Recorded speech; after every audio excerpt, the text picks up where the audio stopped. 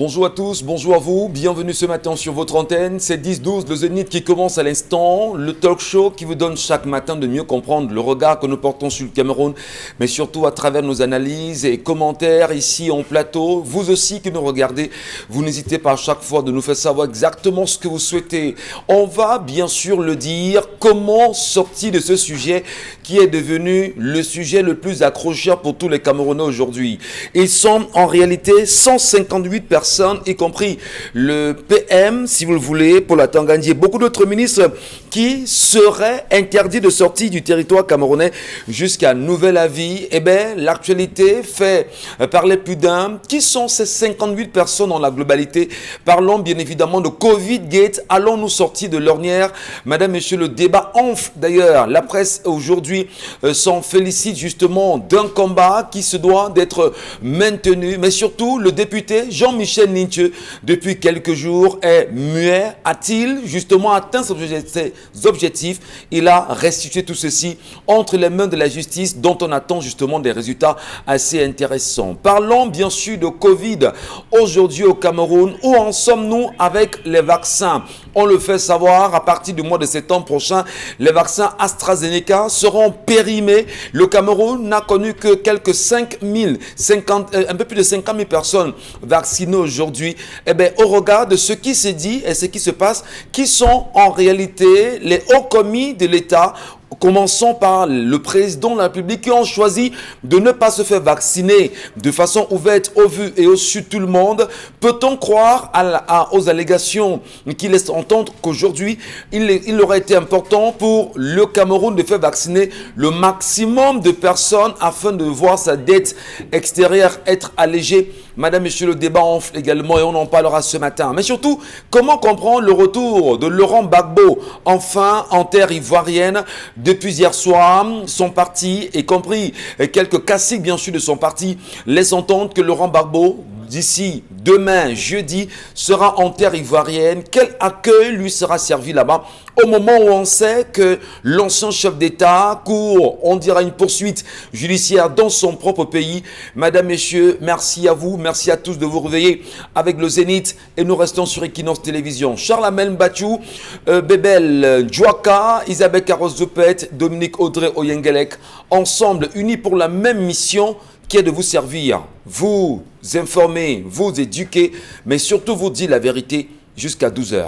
Nous serons à vos côtés. Belmondo, Djouaka, bonjour et bienvenue ce matin.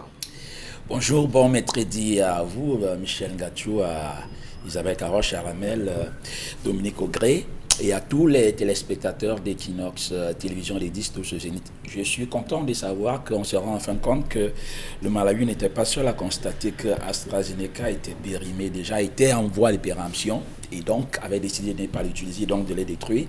Aujourd'hui, si on prend conscience, si tout le monde prend conscience de ça, j'espère que l'OMS ne viendra pas dire on peut quand même les utiliser comme ça. Bon, en attendant bien sûr, le Malawi a dit non à AstraZeneca, le Cameroun, les dos sont encore là, et d'aucuns estiment que d'ici le mois de septembre, ce sera périmé et ce sera très mal barré pour les uns et les autres. Très bien. Merci beaucoup. Charles Amem Bachou, bonjour à vous et bienvenue ce matin. Bonjour, Monsieur Michel Ngachou. Bonjour à tous les téléspectateurs. Un bonjour particulier aux magistrats de la Cour suprême qui ont pu entendre véritablement les cris d'une veuve. On parle de l'affaire Talla Voyage, il faut le dire, cette veuve qui avait véritablement et décidément été expropriée, abusée par le neveu à qui elle avait fait confiance. On a cassé véritablement l'ensemble des plaintes qu'il avait eu à poser et on a demandé à ce que l'affaire soit rejugée. Véritablement, merci au juge de la Cour suprême. Autre chose, les Camerounais se posent la question de savoir, est-ce que le président de la République est un bon joueur? Si oui, dans quel camp se trouve-t-il? Parce qu'on ne saurait comprendre que les ministres soient en confonction, que les directeurs soient en confonction et qu'on ne se contente que de retirer des passeports. Monsieur le président de la République, en Occident, la dignité et l'honneur voudraient que les ministres, ils démissionnent d'abord, personnellement, ou alors vous les démissionnez, monsieur le président de la République, même s'il faudrait qu'on place des intérimaires, qu'on les démissionne d'abord pour pouvoir rétablir la vérité. Ils auront le temps de constituer leur défense. Vivement, monsieur le président de la République, que vous passez en application. Plus tard, à 17h, on ne vous donne pas des injonctions Mais le peuple en a besoin. Il faut les démettre tous. En attendant, bien sûr, que le président de la République, s'il nous écoute ce matin, prenne cette responsabilité de mettre, bien sûr, ses ministres en fonction de côté afin qu'ils puissent répondre de leurs actes devant la justice camerounaise, qu'ils soient forcément dépouillés de tout ce qui est de leur responsabilité. Ouais. On attendra, mais surtout, Chalamel Batou, vous l'avez très bien dit, le peuple attend exactement. Mais surtout, est-ce que le peuple est éveillé aujourd'hui? Qu'au moment où nous parlons de Covid-Gate, que l'on laisse croire que de façon souterraine, on serait en train de tout faire pour valider ce qu'on a appelé au Cameroun le gré à gré. Parlant du gré à gré au Cameroun, est-ce que c'est devenu un vrai serpent de mer? Madame, monsieur, on en parle ce matin. Allez, bonjour à vous Isabelle Carozopet et bienvenue. Bonjour à vous Michel, bonjour à ceux qui regardent le programme. Bonjour ce matin au ministre des Transports qui a pris une batterie de mesures à travers un communiqué rendu public dans lequel il dit bien qu'à partir du 7 juin, ce qui veut dire lundi prochain, justement, ces services seront bel et bien sur le terrain en vue de limiter le nombre d'accidents sur les routes. Et pour cela, il y aura donc une lutte sans faille contre l'excès de vitesse, contre bien sûr les surcharges, l'état des véhicules, le respect des mesures barrières contre le Covid-19. Monsieur le ministre, est-ce que c'est seulement pour cette période, du 7 au 10 septembre? Et après, qu'en sera-t-il? Est-ce que justement, même pendant cette période, ce sera respecté? C'est autant de questions qu'on est tenté de se poser ce matin. Merci infiniment Isabelle Carozopet. Et pour la petite précision, il va falloir le dire que l'affaire concernant Monsieur Thiam, appelé vulgairement, si vous voulez habituellement, Calibré Calibro, et Wanto du côté de la France concernant les casses de l'ambassade, là encore on va dire, le verdict est attendu pour le 5 juillet prochain. Ces derniers ont comparu hier encore en France et on en est sorti avec un verdict partiel, mais surtout rappeler que l'avocat camerounais de la partie de l'ambassade camerounaise en France demande à ce que ce dernier puisse reverser à l'ambassade 43 000 € en même temps pour le préjudice et les casses qui ont été connues de ce côté. Attendons le 5 juillet prochain pour en savoir un peu plus sur ce verdict final. Dominique Audrey Oyengelek, bonjour et bienvenue ce matin. Bonjour Michel, bonjour aux téléspectateurs, les condoléances à la famille du greffier qui a perdu malheureusement la vie dans la localité de Nkonsamba, si je ne me trompe. Oui, les condoléances à la famille et surtout que la justice soit rendue à l'auteur de cet acte. Encore que c'est l'homme de la justice qui est à terre. C'est attendant de voir. Oui, mais surtout, il faudrait que la justice soit rendue. Mais surtout tous nos encouragements. Et beaucoup de courage. Oui, une bagarre qui a débouché sur quelque chose d'horrible. Légitime défense. Attendons de voir. Bon, on va pas jouer les juges. Hein. Merci beaucoup, mesdames et messieurs. Vous n'oubliez pas les plateformes Equinox TV sur Facebook. Allez vous y abonner rapidement. Laissez-nous aussi vos commentaires là-bas. Et tout à l'heure, on vous laissera un petit numéro au bas de l'écran. Isabelle Carole vous le dira à travers les sujets qui seront évoqués pendant cette émission. Merci de nous rester fidèles. Dominique, monsieur, l'histoire de ce matin. L'histoire de ce matin m'a particulièrement parlé parce qu'elle va donner l'occasion à M. Mbachou Charles Armel de nous expliquer ou bien d'expliquer à cette jeune femme ce que c'est que la polygamie, parce que la jeunette qui nous écrit est âgée de 19 ans. Elle raconte qu'elle a rencontré un monsieur âgé de 26 ans il y a un an. Elle est à l'université et elle est dans une relation avec celui-là depuis cette année-là. Et elle raconte qu'au départ de la relation, celui-là lui a fait savoir qu'il sortait déjà avec quelqu'un d'autre depuis 5 ans déjà et qu'il entendait d'être un polygame. La jeune dame dit que ses parents ne sont pas au courant de cette relation et sont hyper réticents à la polygamie. Donc, il y a elle n'a pas encore atteint l'âge autorisé par ses parents pour avoir un copain, c'est-à-dire le présenter, qui est l'âge de 21 ans. Et elle aimerait savoir, est-ce que c'est mal, c'est sa question, est-ce que c'est mal d'avoir un homme pour elle seule? Qu'est-ce que la polygamie? Est-ce qu'elle pourra s'en sortir dans cette histoire? Elle dit que le jeune homme dit qu'il est prêt à venir rencontrer ses parents, mais que tout de même, il est prêt à être polygame. Elle n'a pas encore, dit-elle, n'est pas encore prête pour le mariage, mais dans sa tête, dans un futur proche ou lointain, elle se voit être la femme de celui-là. Mais avant, elle aimerait savoir ce que c'est que la polygamie, mais surtout, elle a besoin de conseils. Est-ce qu'elle doit accepter de continuer dans cette relation? Il faut mentionner qu'ils sont sexuellement actifs tous les deux depuis les 8 mois de la relation, donc ça fait 4 mois. Ils jouent ensemble. Ils voyagent ensemble, si vous voulez. Voilà. C'est des enfants. elle Peut-être. est une enfant. Bon, est-ce Lui, il a qu'une 26 fille à ans. 19 ans encore, c'est un enfant? Lui, il a Parce qu'il y a des filles de 26 ans 19 ans qui ont le raisonnement des filles de 30 ans aussi. Hein. aussi. Parce que là, quand même, elle a 19 ans, elle commence à se poser des questions importantes, quand même sur son avenir. Comment va-t-elle se mettre en couple? Est-ce qu'elle pourra valider la polygamie ou pas? Mais il va falloir y rappeler, même si tout à l'heure vous avez semblé attendre les explications de Charles Amel Bachou, Oui. vous aussi en tant que dame, vous avez votre point de vue Bien par sûr. rapport à la polygamie. Je le lui ai Le donné. Cameroun justement reconnaît également, on va dire, cette pratique qui lui est propre Oui. aujourd'hui. Eh bien, est-ce qu'on va obligatoirement dire à la petite que c'est une mauvaise ou c'est une bonne chose?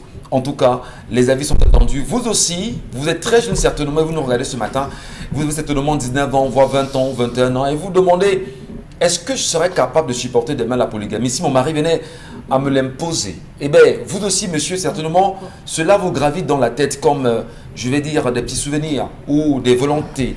Pourrez-vous imposer la polygamie à votre conjoint d'aujourd'hui pour demain? Qu'est-ce qui peut vous amener justement à un tel engagement? Je perds mon latin, mais je le retrouve avec vous. Et ça Allez. me fait sourire. Ça me fait sourire en même temps, Vous parce qu'on aimez parlera ça? polygamie justement ce matin. Ouais. Voilà. Parlez-en. C'est une bonne chose ou pas, Dominique Audrey? Ah, mon Cette avis, petite, mon avis, elle veut votre conseil. je le lui ai donné déjà. Hier, je lui ai dit, ma chère chérie, je suis désolée, mais il n'est même pas encore question de mariage dans cette histoire. Ce que le jeune homme a fait en vous parlant de la relation de 5 ans, c'est qu'il vous dit qu'il est en couple et que en fait, c'est vous le joujou dans l'histoire. Vous êtes le jouet. Il n'y a même pas de relation là-dedans. Il trompe sa titulaire. On va parler avec un langage qu'elle va comprendre. Il trompe sa titulaire avec vous. Parce que il vous parle de polygamie, entre autres, il n'a même pas encore épousé l'autre. À quel moment on parle de polygamie là-dedans? S'il était déjà marié avec l'autre fille et qu'il voulait vous avoir en seconde noces, ça aurait été compréhensible. Est-ce Donc, qu'il ne se prépare pas? il ne se prépare pas. J'ai dit à la petite fille là que, maman, d'abord même qu'à 19 ans, les questions qu'on doit se poser à cet âge-là, c'est pas quel est le régime que je vais avoir pour me marier. Non, ma chérie, tes parents t'envoient à l'école pour que tu ailles faire des études et pas que tu ailles leur amener une histoire tordue de polygamie ou de mariage. Non, très cher, non. Si vos parents vous demandent d'attendre jusqu'à 21 ans, c'est parce qu'on attend des résultats. Et si aujourd'hui vous venez à 19 ans, vous pouvez avoir un petit ami, moi je ne suis pas contre cela, mais le mariage à cet âge, non, parce que vous n'êtes pas encore prête. La preuve, vous ne savez même pas ce que ça implique. Pour vous, ça va se contenter simplement à avoir un homme pour moi seul. Le mariage, c'est beaucoup plus. Donc, c'est pour ça que je dis, là-dedans, le garçon a légitimé son infidélité avec vous. L'autre de 5 ans, c'est ça la relation. La relation là-bas est stable. C'est la vraie relation. Vous êtes, on pourrait même dire l'anjomba, mais il n'en est rien. Il a 26 ans. C'est quoi l'anjomba? L'autre. Ah, d'accord. Le second bureau, on pourrait dire, si c'est même un bureau, parce que quand en discutant avec elle, il y avait de l'amour. Hein? Vous savez, à cet âge-là, les hommes nous font miroiter des choses, font éprouver des choses, mais au final, ce n'est pas vrai. Il est en train de jouer et c'est normal qu'elle passe par là à son âge. C'est normal qu'on la manipule. C'est normal qu'on joue avec elle, avec son cerveau et tout. Mais avec le temps, ça va passer. Donc, le plus important aujourd'hui pour la jeune fille, cette jeune fille de 19 ans, c'est de savoir quelle est l'orientation que je veux donner à ma vie. Qu'est-ce que je veux devenir demain? Au-delà. Non, il n'y a pas d'au-delà. Au-delà justement de l'orientation. Parce que la question quand même que la petite fille de 19 ans pose aujourd'hui est fondamentale. Elle peut réussir ce qu'elle veut comme, je vais dire, formation. Elle a fini avec l'école, elle s'y est mise, elle a même trouvé un emploi. Mais maintenant, il faut réussir sa vie de couple aussi. Elle commence à 19 ans à se demander qu'est-ce que je pourrais faire demain si mon mari me propose ou m'impose la polygamie. Michel. Alors, vous avez très bien fait de lui rappeler que vous avez 19 ans, allez à l'école et ramener des résultats à vos parents à la maison parce que c'est ce sur quoi on vous attend. Voilà. Mais n'a-t-elle pas le droit quand même, à partir de 19 ans, de se dire comment sera mon avenir de femme demain? Comment je le vois? Non. Non. Dans mon couple, dans mon foyer? Non. Non. elle n'est pas encore prête pour un foyer. J'estime qu'elle n'est pas encore prête pour un foyer. On n'est pas encore à demain. Aujourd'hui, elle a 19 ans. Imaginez que la titulaire du garçon la croise en route, la brutalise ou bien la violente verbalement ou bien l'agresse. Vous pensez qu'elle va rentrer à la maison et va pouvoir étudier? Non, elle n'est pas prête à gérer ce genre de choses. Si elle a simplement un petit ami avec qui elle va bâtir une relation sur la durée, d'accord. Mais celui-ci est en train de jouer avec elle. C'est une petite fille. Elle est encore naïve et c'est pour ça qu'il est en train de jouer avec. La question de la polygamie, vraiment, il y va des sentiments de tout le monde. Vraiment, ça ne m'engage pas. Ma position, elle est connue. Je suis contre. Maintenant, là, pour celle-ci, pour le moment, ce n'est pas encore le moment. Je me serais attendue à ce qu'elle me dise vraiment, j'ai 19 ans, je ne sais pas, j'hésite entre être comme tel ou bien comme tel. J'ai besoin d'orientation. C'est là qu'on l'attend à cet âge-là. Voilà. Ses parents seraient déçus. Moi, je voudrais comprendre avec vous, Bébé Ndjouaka. Dites-nous concrètement, est-ce que les parents aujourd'hui devraient commencer à préparer les enfants à d'éventuelles réalités? C'est-à-dire, commencer à dire aux enfants, écoutez, ma petite fille de 18 ans, 19 ans, 20 ans aujourd'hui, je ne sais pas quel âge tu as, parce que papa, très souvent, maman, ils vont au boulot, les enfants sont supposés aller à l'école, on ne sait pas exactement ce qu'ils font par la suite. Est-ce qu'il n'y aurait pas, c'est pas l'occasion de commencer à parler aux enfants, préparer les enfants au mariage en leur disant, ben demain, votre mari peut vous imposer la polygamie. Comment réagirez-vous? Et on fait un réel débat de famille, question de préparer celle-ci. Belmondo Ndjouaka. Pourquoi vous dites de nous tous deux? Vous n'y croyez pas? Non, vous dites non. Belmondo a la parole. Oui, je pense que quand cette fille pose cette question, quelque part elle-même, pourquoi elle hésite? Elle a quelque part la réponse à cette question, mais elle voudrait les avis des uns et des autres. Parce que si elle était certaine, elle ne serait pas venue poser le problème sur ce plateau. Je voudrais simplement dire ceci. Une fille a 19 ans. Le gars, il a 26 ans. Le gars, il n'est pas marié. Moi, c'est ça qui me pose problème là. Il n'est même pas encore marié. Il vit avec une autre fille. Il n'a pas osé. L'histoire ne nous dit pas qu'il a déjà épousé cette fille. Ils vivent ensemble. C'est des jeunes, c'est des enfants. Donc quand même l'autre fille. Donc ça veut dire que des enfants étudiants. Certainement, il a proposé la même chose sur l'autre. Parce que le gars, dans sa tête, il a imaginé que je vais avoir deux femmes. Donc, les filles sont là comme des pions. Ok? Donc, il dit, bon, tu vas être ma première femme, tu vas être ma deuxième femme. C'est un jeu. C'est un jeu chez ce gars. Il n'est pas sérieux. Ce gars n'est pas sérieux. On ne se lève pas un matin, on dit on va être polygame. Déjà, même que monogamie, c'est déjà un problème. Même déjà, monogame, le foyer, c'est pas facile. Donc, un gars qui n'a même encore aucune expérience du mariage. Ouais. Se lève un matin, il commence à proposer la polygamie aux jeunes filles. Moi, je pense que ce gars n'est pas sérieux. Et cette fille, elle est encore bien jeune, elle a 19 ans. Elle doit faire attention. Elle va encore à l'école. Quand vos parents vous envoient à l'école, jeune fille, c'est pour fréquenter. Et aucun parent, dites-moi le papa qui va être content, le parent qui va être content que sa jeune fille de 19 ans vient lui dire, voilà, un jeune homme, il veut que je sois sa deuxième épouse. 19 ans. Il n'est même pas encore responsable, parce qu'il n'est pas responsable, ce monsieur. Je ne sais pas ce qu'il fait dans la vie, on ne nous a pas... Non, mais c'est un étudiant. Ils sont étudiants tous les deux. Voilà. Mais il fait un voilà, lui, à 26 ans quand même, selon l'histoire, il sera en train de valider un peu plus d'un master aujourd'hui. Ouais. Mais maintenant, il se prépare, lui, le garçon, à avoir une vie de couple en tant que polygame. Ne peut-on pas dire que s'il s'avérait que ce garçon soit issu d'une famille polygamique et qu'il regarde comment son papa se comporte avec ses femmes, ceci pourrait susciter justement chez lui l'envie de faire comme son papa et de préparer justement ses prochaines conquêtes justement à accepter le vœu qui est le sien, celui d'être polygame. Oui, mais déjà, bon, ça ce sont des suppositions. Oui, bon, on y va sur ces analyses-là. Oui, mais là, je dis qu'il est étudiant, Michel. Ce gars, il est étudiant. Ouais. Ok, il n'a aucune expérience dans le mariage.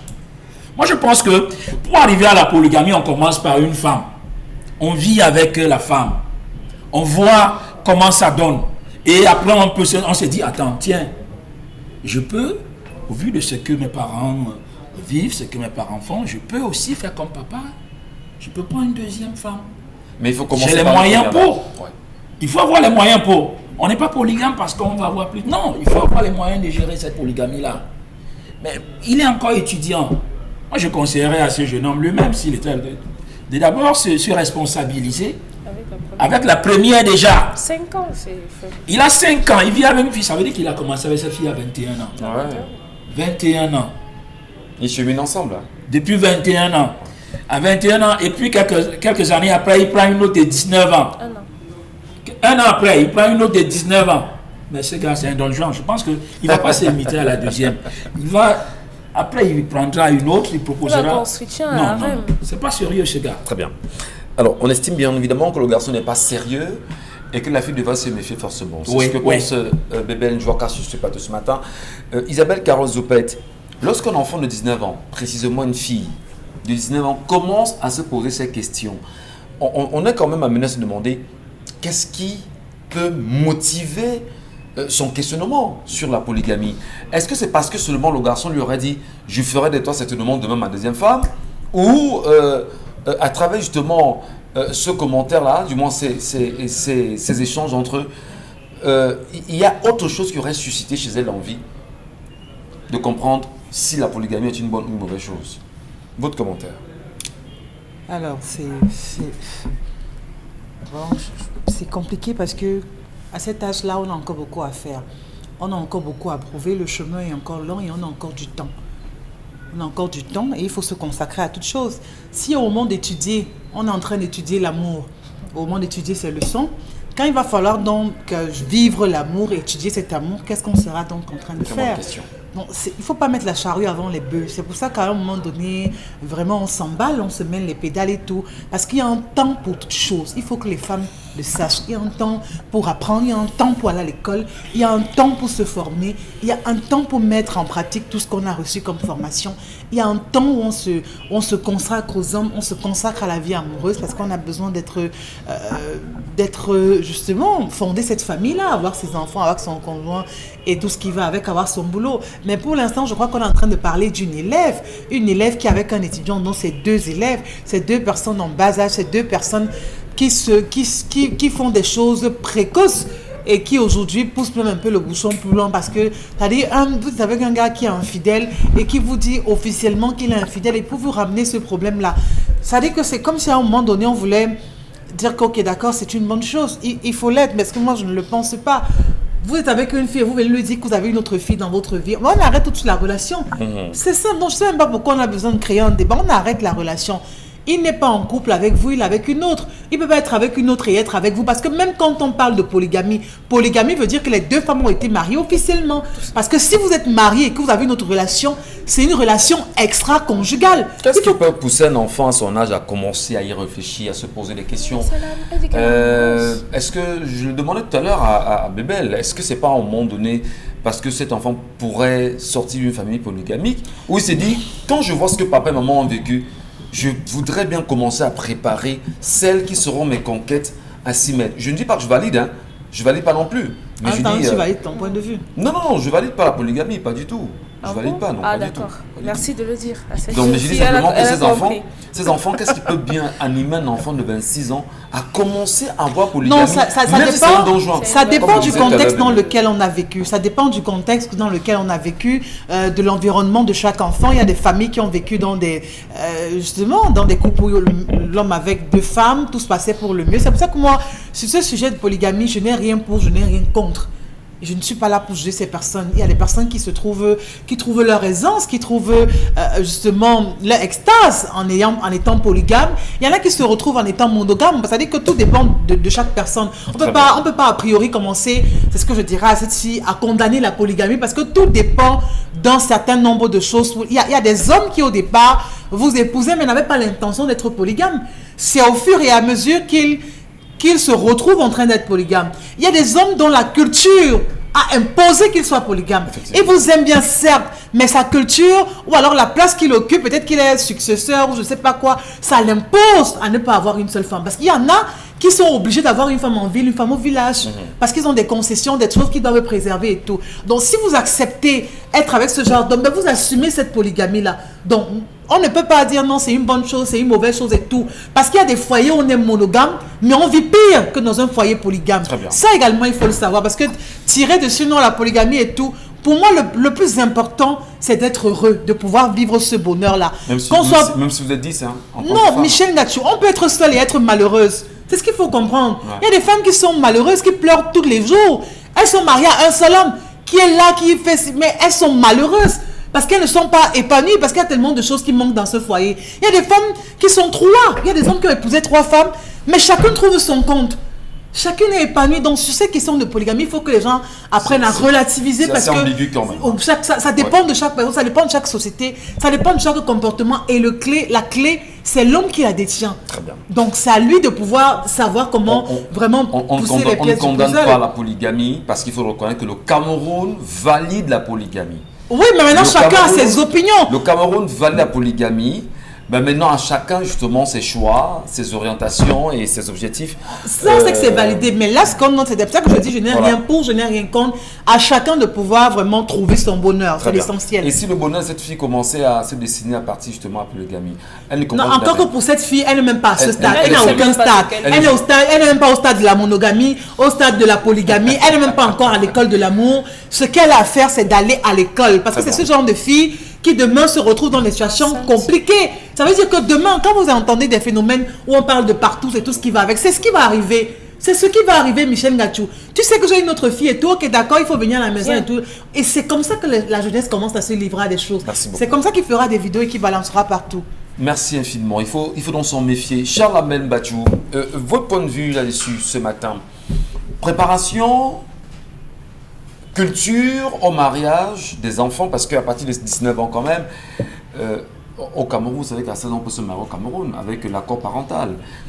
Alors si à 16 ans déjà au Cameroun on peut se marier avec l'accord parental, et des questionnements comme celle de ses petites sœurs, est-ce qu'il faudrait dire, du moins est-ce qu'il y a un âge réel à partir duquel on peut commencer à préparer la jeune fille au mariage pour qu'à 19 voire 20 ans, 21 ans, elle ait des solutions, des réponses à ce qui peut être de la polygamie ou de la monogamie. Charles Amel Bachou. Je commence par dire que j'ai été provoqué par Dominique Audrey-Oyengalek sur la question de la polygamie. Vous aussi, vous connaissez mon point de vue sur la question de la polygamie. Nous sommes d'accord. Oui, je pense que vous connaissez et je dirais que on a le temps lorsqu'on n'a vraiment pas le temps, monsieur Michel Gatchou. On a le temps lorsqu'on n'a vraiment pas le temps. Ça veut dire quoi, Charles Amel? Je dis qu'on a le temps lorsqu'on n'a pas le temps, monsieur Michel Gatchou. Et vous allez me dire, il y a un temps pour le mariage, il y a un temps pour savoir qu'on est prêt. Il y a un temps. Je suis désolé, monsieur Michel Gatchou. Je m'adresse ici aux hommes sur ce plateau. Nous sommes tous des polygames. Je le dis en regardant la télé, aux hommes sur ce plateau, nous sommes tous des polygames. Il n'y a pas de monogame parmi nous. Mais Michel Gatchou est monogame. Non, s'il vous plaît. Ça n'appelle pas un commentaire. J'ai dit, nous sommes tous des polygames. Ah bon? Je le dis. Sa Majesté. Mais pourquoi vous regardez? Pourquoi vous regardez? Parce que vous ne dites rien. Vous ne dites rien. Non, vous êtes polygame. Non, mais j'attends qu'il finisse. Non, vous êtes polygame. Vous répondez. Mais attendez. Vous êtes polygame. Non, il suffit qu'on prend une fixation sur moi. Non, il a la parole. notre plateau. Mais laissez qu'il finisse. Non, on veut savoir comment on a entré. J'aime ce plateau. Non. Il a la parole, Charles Amel. Laissez qu'il finisse. Merci, Charles Amel. Ici, là, poursuivez Charles Amel. Mais je vous rappelle, c'est pas polygame. Monsieur Michel Gatchou. Les secrets sont dehors. Il y a des formes de polygamie très compliquées. Chacun sait dans laquelle il se retrouve. Parce que quand on dit qu'il y a plusieurs types de polygamie, il y a la polygamie où je t'épouse. Je viens voir tes parents. Il y a la polygamie où on ne doit pas te connaître, mais je m'occupe de toi, je te loge, tu as tout. Il y a plusieurs types de polygamie. Et c'est les occidentalisés qui ont créé des variantes de polygamie. Nous avons l'actrice nigériane, Regina Daniels, qui s'est mariée à 19 ans à un monsieur de 59 ans. Oui. Il s'appelait Ngoko, je pense bien. Milliardaire. Ngoko. Alors, ça posait tout le tollé que ça devait poser. Lorsqu'on a rencontré la fille, elle a dit « Je suis prête ». C'est la question qu'il faut poser à cet enfant. Mais Il est milliardaire. Non, monsieur, vous voyez, on trouve des circonstances atténuantes maintenant. C'est un milliardaire. Vous voyez, Dominique Audrey, là, c'est un milliardaire. Donc, Dominique Audrey, sur ce plateau, peut être polygame. Non. Oui, Non. je suis milliardaire, je vous épouse. Oh. Et c'est un défi que je le dis. Comment Monsieur ça? Michel, je suis milliardaire, j'épouse Dominique Audrey. Parce qu'elle a répondu, c'est un milliardaire. Donc, avoir de l'argent justifie que vous ayez plusieurs femmes. Vous voyez déjà comment ça se construit dans le mental. Depuis qu'on débat ici, on dit il faut l'argent, il faut que pour se marier, il faut ceci, c'est des engagements. Mais monsieur Michel Gatchou, est-ce que l'enfant est prête? C'est la première question qu'il faut poser à cette fille. Est-ce que tu te sens prête à assumer la polygamie? Oui, non. C'est là où se construit tout le débat. Vous prenez un enfant de la zone, qui est un enfant né dans une zone sahélienne. Vous l'envoyez en France à 0 ans, je dis n'importe quoi, 2 ans. Vous donnez les couleurs à l'enfant, vous le demandez de peindre, il va utiliser le jaune, il va utiliser l'ocre. Vous prenez un enfant qui était dans une zone forestière, vous lui donnez, je dis à 2 ans, sa maman a porté toute la grossesse, les 9 mois, on la couche, on l'amène en France. Il arrive en France, donner des couleurs, il va utiliser le vert, il va utiliser des couleurs propres au milieu. Vous prenez un enfant qui a vécu dans une zone balnéaire, comme le littoral, vous lui donnez des couleurs, faites cette expérience. Vous allez voir les couleurs qu'il va prendre parce que c'est l'environnement de cet enfant. Les Africains se battent aujourd'hui à s'incruster, à devenir des hybrides dans une société qu'ils ne comprennent pas, la société occidentalisée. Nous sommes de nature bantou et nous sommes de nature polygame, monsieur Michel Gatchou. Donc ce garçon de 26 ans, il se prépare à ça. Il développe. Il développe ce principe, c'est ce que je vous ai dit. Il était dans un environnement de polygame, il a vécu un ensemble de choses. Ouais. Ne pensez pas que vous, le père, parfois vous sortez avec l'enfant, vous êtes dans la voiture, la petite vous appelle, vous causez, vous pensez que vous avez un naïf derrière. C'est lui qui se moque de vous derrière la voiture. Il sait que vous causez à une femme autre que sa mère. Il suit vos différents échanges, les éclats de voix avec la maman. Il rit, il est assis, il voit les regards. Parfois vous sortez avec l'enfant, vous allez manger, la petite arrive. Vous dites à la petite, assieds-toi là-bas. Pendant que vous mangez avec l'enfant, psychologue, il voit, ça construit l'enfant. Il se rend compte que son père a réussi à gérer son foyer dans cette stabilité. Je dis n'importe quoi. Il se dit donc qu'il va devenir. Vous avez donc. Il prépare donc la petite de 19 ans à ça. Monsieur Michel Gatchou, il n'a fait que mettre un avis. Je veux être polygame. Je vais te prendre comme deuxième femme.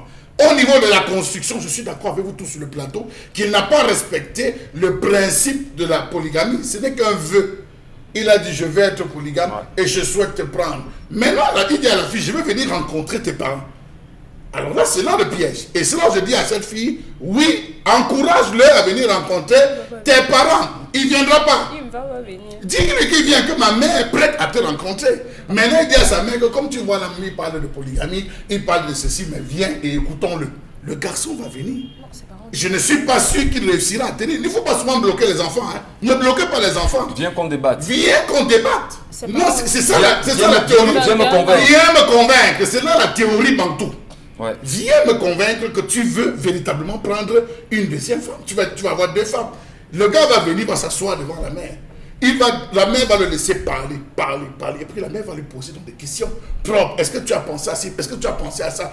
Au finish, elle va lui dire vraiment, ni le travail, tu n'as, ni un domicile, un local pour toi. Parce que c'est la première question. Ma fille que tu viens prendre va vivre où? Bonne question. Elle vit en location. Donc il ne faut pas souvent couper. Permettez à ses enfants de rêver. Peut-être elle se sent, elle voit les frustrations que vit sa mère. Chaque jour, comme disait tout à l'heure Carole, elle dit, sa mère souffre, elle avait son père, mais elle souffre parce que le père n'est jamais là. Elle dit que de souffrir ça, je préfère moi entrer dans la polygamie. Donc il faut souvent analyser, et si l'enfant se sent prêt à vivre la polygamie, laissez-la partir. Laissez-la vivre et encadrer. Merci infiniment, cher Lamel Gatchou. Et vous également, qu'est-ce que ça vous inspire comme commentaire? Qu'est-ce que ça vous... Du moins, où est-ce que ça vous ramène véritablement ce matin? La question de la polygamie, un débat qui ne cesse de faire débat. Si vous voulez, un sujet qui ne cesse de faire débat. C'est important de le dire. Restez sur Equinox, tout de suite la colère.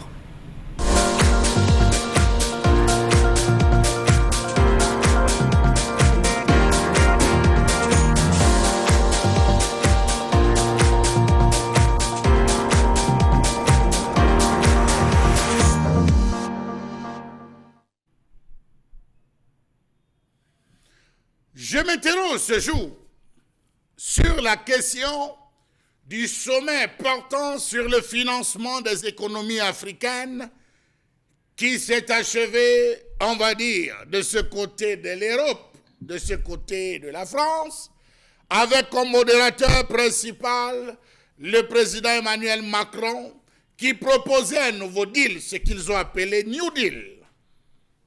Comment comprendre ce New Deal du financement des économies africaines pour aider les pays à surmonter le ralentissement de leur économie après cette brève rencontre du G5 Sahel au sortir du décès, entre guillemets, d'Idriss Déby? Comment l'Afrique peut-elle retrouver le chemin de la croissance? Quels en seront les acteurs dans le secteur privé africain et que peuvent faire les bailleurs de fonds pour soutenir ce secteur? Est-ce sérieux de convoquer des chefs d'État pour aborder la question du financement des économies africaines? Comment comprendre des années encore après les indépendances que l'Afrique soit confrontée à sa pire récession économique depuis 25 ans, en grande partie, dit-on, à cause de la pandémie Covid-19? Et si la Covid-19 était réellement mise sur pied, entre guillemets, idée pensée, pour réaffaiblir davantage les économies, entre guillemets, en voie de développement?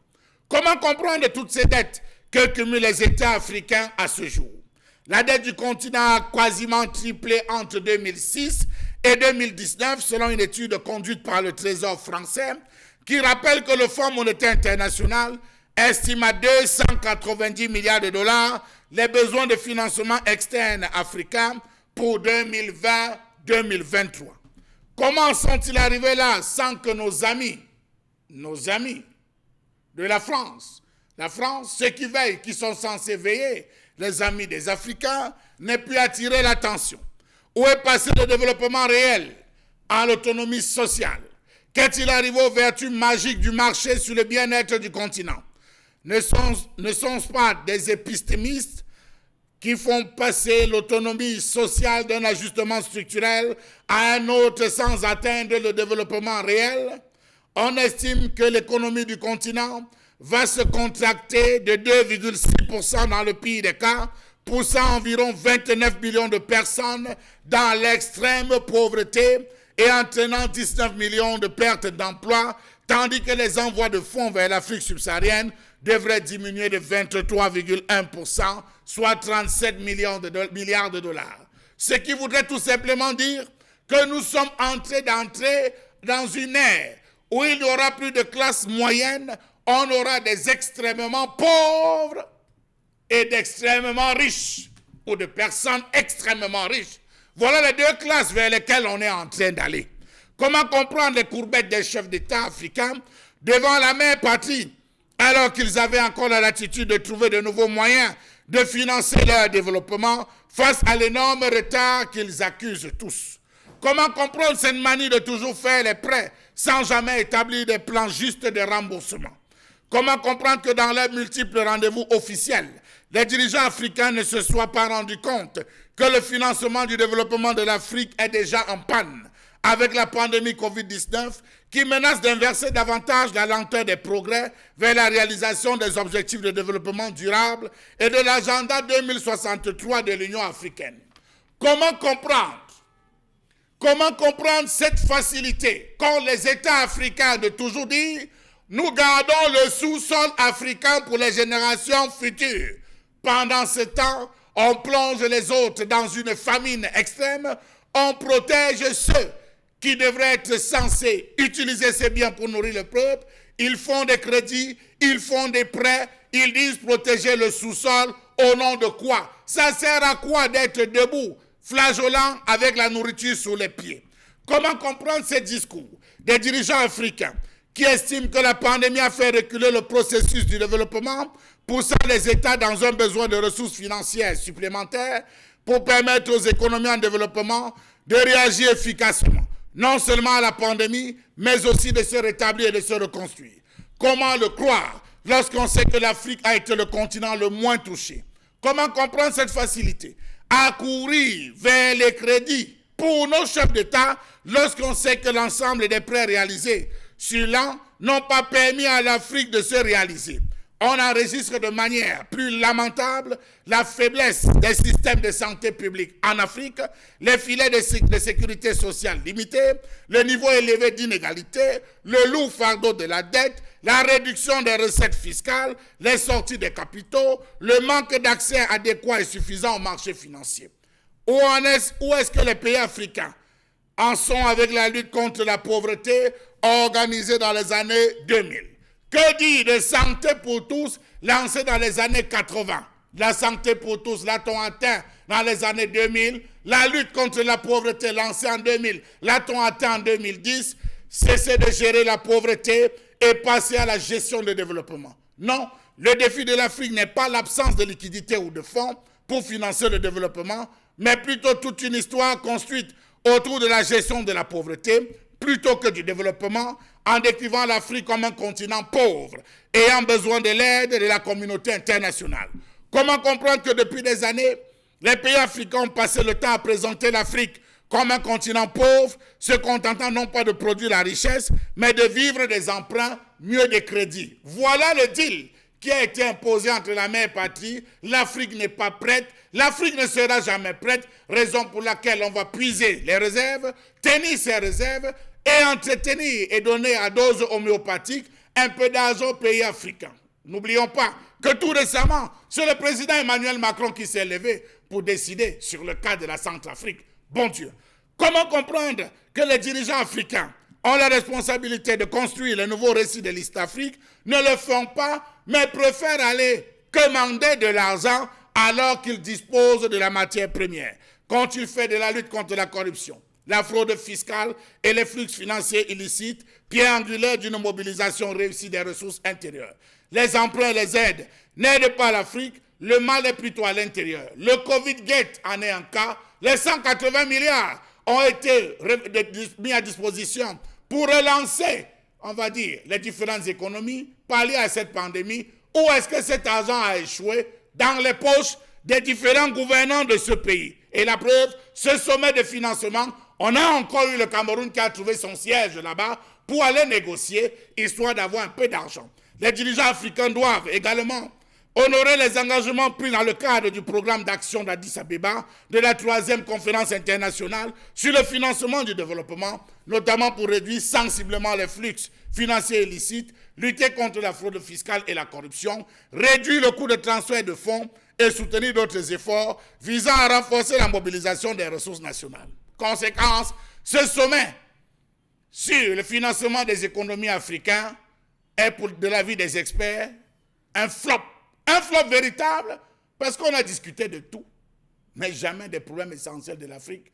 On a parlé du développement en Afrique, et ils ont cru qu'on parlait du développement de l'Afrique. Bravo. Merci beaucoup, Charlamagne Bathiou. Et bien là, cette colère ce matin nous permettra peut-être de revenir sur un vidéogramme lors de la préparation de cette émission que je regardais encore sur le président Laurent Désiré Kabila, ex-président de la République démocratique du Congo, et qui lors d'un entretien avec la presse faisait bien sûr entendre que lui, de son temps comme président de la République démocratique du Congo, avait choisi de ne faire aucun emprunt à l'étranger, avait choisi de ne pas tendre la main aux institutions de Bretton Woods aujourd'hui. Et bien là, disons à ces derniers que je ferai avec ce que j'ai ici, et avec ce que j'ai ici, je vais repenser justement le développement de mon pays. Tout en rappelant, souvenons-nous à cette période-là, aux différents ambassadeurs qu'ils ne trouvent pas d'intérêt que les ambassadeurs étrangers, que ce soit américains, français, belges, prennent le temps permanemment d'appeler les ministres congolais pour pouvoir leur dire des choses. Parce qu'aucun ministre congolais ne pourrait le faire dans les pays dans lesquels justement ces représentations diplomatiques sont bien sûr présentes. Mais comment comprendre aujourd'hui qu'on arrive à cette réalité auquel les États africains sont toujours en train de tendre la main? Est-ce que les cas patents aujourd'hui de la République démocratique du Congo, d'une part, ou encore de la République centrafricaine notamment, qui hier encore, souvenez-vous avec l'arrivée de Touadéra, a choisi effectivement de se mettre à dos la France. La France qui a choisi de couper le robinet du financement ou du budget qui est censé être alloué à ce pays. Les pays africains ne peuvent-ils pas aujourd'hui se réveiller et dire à la France, nous vous faisons cadeau de tout ce que vous avez comme réserve dans vos banques étrangères et désormais nous actons bien sûr notre indépendance économique aujourd'hui.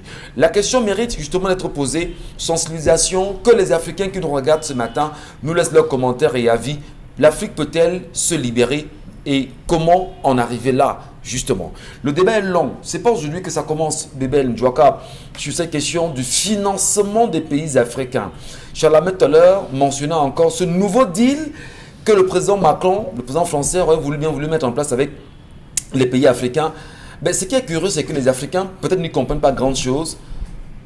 L'argent, vous n'avez pas d'argent. L'argent, tout ce que vous avez comme argent vous vient pour les pays africains de la France parce que vos réserves sont dans les banques de France.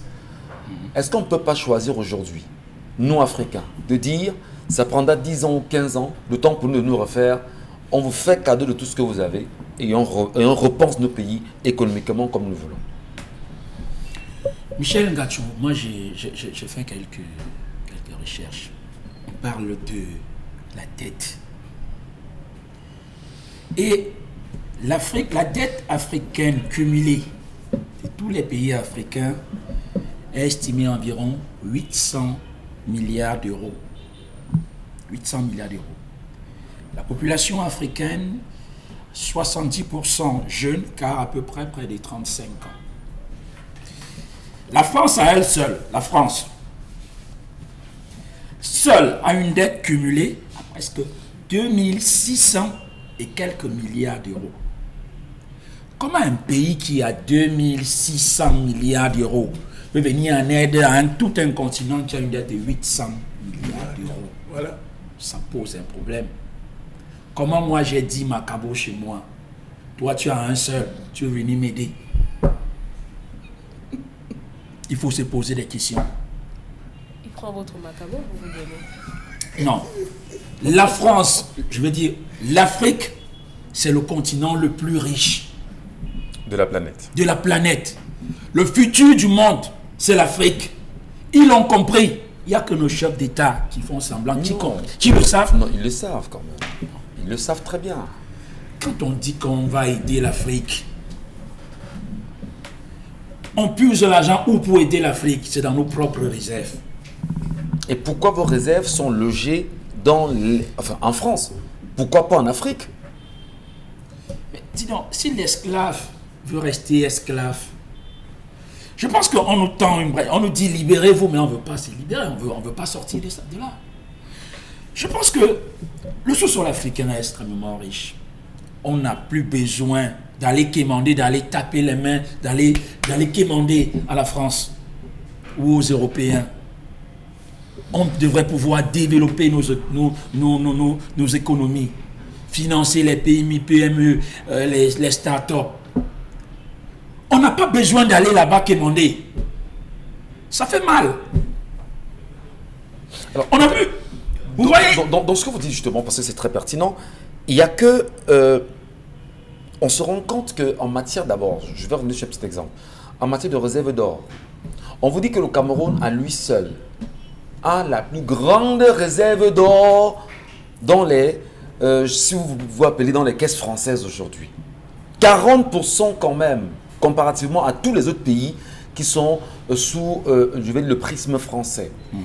Le Cameroun à lui seul, puisqu'on parle du Cameroun aujourd'hui, est-ce que le Cameroun peut penser son indépendance économique véritablement aujourd'hui? Je vais dire, c'est nos analyses à nous, ici, on n'est pas expert en économie pour mieux le dire, mais on donne notre petit avis comme citoyen camerounais. Est-ce qu'on ne peut pas dire, j'insiste là-dessus, nous Camerounais, nous évaluons ce que nous devons à la France, et nous disons à la France, ce que tu as dans nos caisses, là-bas, ça paye nos dettes et on se remet de côté. S'il y a des réserves ici, s'il y a des restes à te reverser, on va se battre sur un bon nombre d'années, on te reversera et on se libère de cette France qui est pernicieuse pour l'Afrique aujourd'hui. Mais est-ce qu'ils ont les couilles pour le faire? Qu'est-ce que vous entendez par couilles? Vous avez les dirigeants africains qui ont... Leur seul but, c'est de rester au pouvoir. Tant qu'il est au pouvoir, ok, il jouit de tous ces avantages-là, il s'en fout de la jeunesse. Ces gars ne veulent rien faire pour la jeunesse. Ils n'ont pas de projet pour la jeunesse. Tout pour eux, rien pour les autres. Et comme Charles Hamel disait, on est parti pour appauvrir davantage les pauvres africains. Parce que ces dettes qu'on contracte, on les rembourse comment? On brade le sous-sol. Quand Non, il dit, ils disent qu'ils gardent ça pour les générations on garde pour les futures. générations. On a déjà hypothéqué sous-sol africain pendant près de 50 ans. Mais on n'est pas sorti de lumière. Quand vous dites vous gardez pour les générations futures, quelle génération? On dit un nouveau deal pour entamer des nouvelles dettes, contracter de nouvelles dettes, qu'on va imputer aux générations futures. Et vous dites que vous gardez le sous-sol pour les générations futures, quand ces mêmes gens en même temps, vous qui nous endettent 60 exploiter. 60 années que la France est en Afrique. Qu'est-ce que la France a apporté de mieux aux Africains? Regardez la Centrafrique. Aujourd'hui, on menace le gouvernement de Faustin Archange Touadéra. On lui dit, parce que ce monsieur, il a les couilles. Il faut le dire. Vous avez dit, qu'est-ce que ça veut dire? Voilà un monsieur qui a les couilles. Ok? Ils ne sont pas nombreux. Mais il y en a quand même quelques-uns qui sont courageux. Il y aura toujours des Sankara, il y aura toujours des Oumyobé, il y aura toujours. Mais voilà un monsieur qui dit non à un certain moment.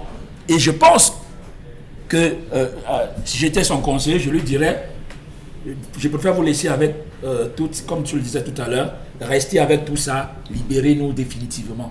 Voilà.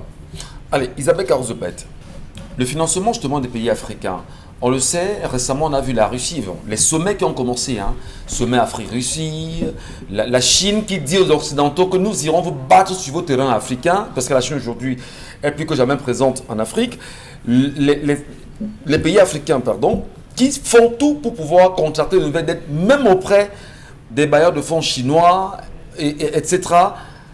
Finalement, l'Afrique est-elle devenue, on va dire, ce continent où les gens restent les mains tendues, alors qu'ils ont tout, refusent de travailler, parce que simplement on a des suppôts, des Occidentaux qui sont considérés comme des sous-préfets occidentaux chez nous, et qui nous empêchent justement de nous libérer, économiquement parlant.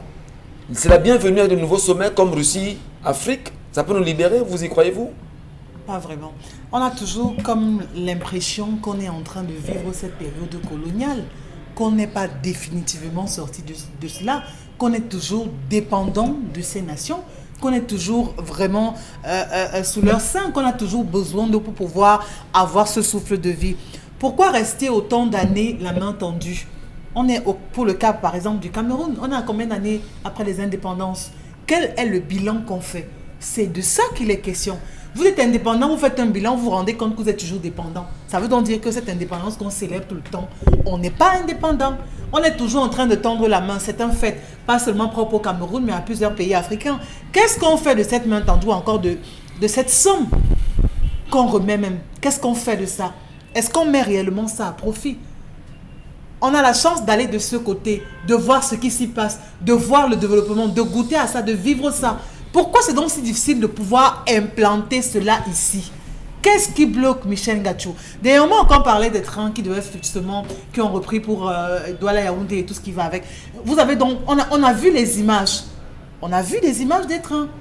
On a même comparé, parce que ça allait très vite sur les réseaux sociaux, à ce qu'on a eu il y a fort longtemps. On a bien évidemment compris qu'il n'y a pas de différence. Ça veut donc dire que il y a une absence de volonté de vouloir avancer, de vouloir développer. On a l'impression qu'à la fin, on se plaît à toujours être avec ces personnes. On se plaît à toujours évoluer avec ces continents. Même pas évoluer avec eux, parce qu'en fait, ils évoluent seuls. Mais nous, on est toujours en train d'évoluer. Or, ce qu'on oublie, c'est qu'ils n'ont rien qui soit au-delà de ce qu'on a. On refuse de se développer. Ils n'ont rien, parce qu'en réalité, ce qu'on fait peur aux Africains, c'est qu'on vous dit, nous, on a les armes. On a des armes chimiques, on a des armes nucléaires et tout ce qui va avec, autant pour moi. Et vous, Africains, vous n'avez rien, en réalité. Est-ce que c'est pas, en parlant justement des financements des pays africains, qu'est-ce qu'on peut faire aujourd'hui pour que l'Africain comprenne qu'il a tout et que l'Européen n'a rien et que l'Européen vient forcément tout puiser chez lui? Qu'est-ce qu'on fait pour que l'Africain se réveille aujourd'hui? Pour que l'Africain se réveille, il faut que ceux qui dirigent ces Africains améliorent leurs conditions de vie. Quand vous voyez des gens tous les jours prendre la mer, c'est pour aller où? Qu'est-ce qu'ils recherchent? Quel est l'objectif principal? L'amélioration de leurs conditions de vie. Il n'y a pas autre chose que ça. C'est ça qui est le principal objectif. Ça veut dire que si on a le minimum, on n'ira pas chercher de l'autre côté. On se contentera de ça. On pourra développer ça. Encore qu'on a les atouts naturels favorables tels que le climat, qu'eux ils envient. Pourquoi ne pas mettre autant de choses telles qu'elles à profit? Gardez la parole, Isabelle Carzopet. Madame, Monsieur, restez sur Equinox Télévision et nous saluons hautement les peuples africains ce matin qui nous regardent. Nous tentons, en tant que petit peuple également, de donner nos points de vue, mais surtout d'analyser à notre façon.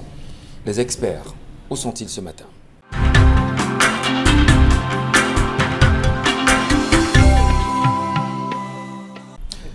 Bon retour, mesdames et messieurs. Merci encore à vous. Merci à tous de nous rejoindre ce matin. Eh bien, plaisir immense de vous rappeler effectivement que le Cameroun est en mouvement aujourd'hui. Comment comprendre véritablement la question des dettes ou de la dette africaine qui est toujours originaire, si vous voulez, vient de l'extérieur aujourd'hui.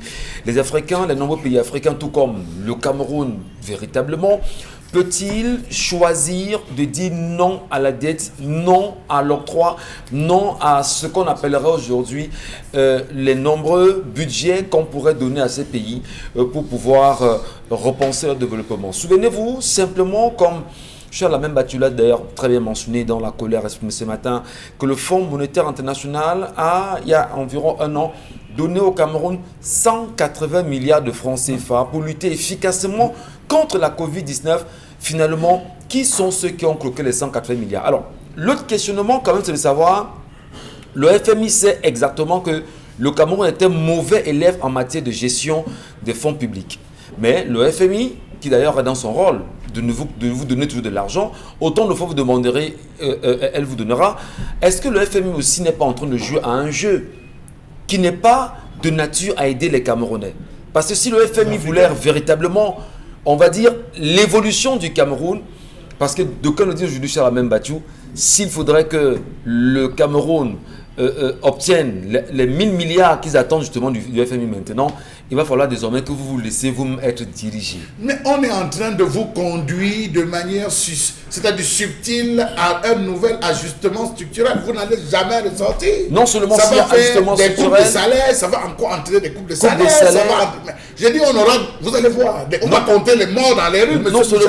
Non seulement justement structurel, il y a coupe de salaire, vous le dites très bien, il y a dévaluation justement de la monnaie, si vous voulez. Et bien c'est une nouvelle crise économique qui doit s'instituer, et au-delà de la crise économique, au profit justement des institutions de Bretton Woods, notamment la France. Alors, est-ce que ce n'est pas l'occasion aujourd'hui d'interpeller les Africains, les Camerounais notamment, puisque nous sommes au Cameroun ici, à se dire, il faut urgemment faire quelque chose pour en sortir. Avant que vous ne vous expliquiez là-dessus, Dominique Audrey nous laisse également son commentaire sur cette histoire. Peut-on se libérer ou pas, Dominique Audrey? Parce que là, vraiment, la question, c'est autour de comment avoir son indépendance économique aujourd'hui. Moi, j'aurais bien aimé qu'on pose la question, comment on se libère? Parce que la liberté, elle s'arrache. Elle s'arrache. Un peu comme toi, Dera. Et oui, c'est pour ça que le chanteur Tikenja Fakoli disait qu'il n'y a que l'Afrique qui peut se sauver en elle-même. On ne devrait pas attendre que notre Messie, le sauveur de la mer Afrique, soit un de ces pays-là, soit la France. Ce n'est pas possible du tout.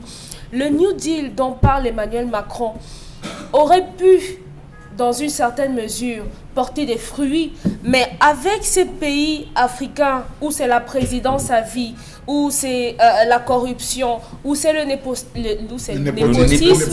ou bien on a une sclérose de la classe politique, vous voulez que ça s'applique où et comment? C'est impossible. C'est impossible que ça fonctionne, que ça marche. Ça ne va pas marcher. On vous dit que le FMI, dans sa magnanimité, certainement, a dit qu'il fallait la somme de 285 milliards pour relancer tous ces pays africains.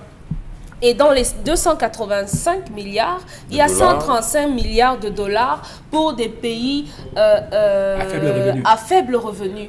Moi, j'aimerais bien comprendre sous la base de quoi vont se faire ces différentes répartitions entre autres. Mais ce qui me choque, et la question que je me pose, c'est de savoir, est-ce que nos dirigeants qui sont allés s'asseoir pour boire les paroles de la France et de toutes ces institutions-là ont pris la peine de lire, de vraiment lire la déclaration au sortir de ce sommet? Parce que dans cette déclaration, on va vous dire par exemple, il faut mobiliser le capital et le potentiel démographique de l'Afrique. Vous pensez que c'est pour l'Afrique ou bien c'est pour eux, ce capital-là? Oui, c'est tellement bizarre qu'on fasse asseoir des présidents africains pour vous parler du coronavirus qui a fait moins de dégâts en Afrique que là-bas, mais qu'on vous dise, qu'on vous promet, on va veiller à ce que vous ayez les vaccins. On va vous donner les vaccins là. Mais ça sonne bizarre. Il faudrait que les Camerounais aillent lire la déclaration sortir de ce sommet. Il y a plein de détails, plein de mentions qui vous font comprendre que ce sommet, ce n'est pas pour vous sauver, vous les Africains, c'est pour sauver eux, parce que eux, ils sont en train de penser à leur relance économique à eux, par vous, ou bien avec vous, ou bien grâce à vous, si vous voulez. Parce que vous avez, parce que vous allez travailler. On va vous parler de la relance du secteur privé. Ce n'est pas par rapport à vous, ce n'est pas pour vos beaux yeux. Non, on est en train de mobiliser. Ils sont en train de mobiliser des investisseurs chez eux. Ils sont en fait, vous avez assisté à votre cérémonie, comme dans les films nigérians, on montre comment on mange quelqu'un et la personne voit comment on est en train de le manger. Donc, on vous invite à un festin où c'est vous, la chair qu'on est en train de bouffer.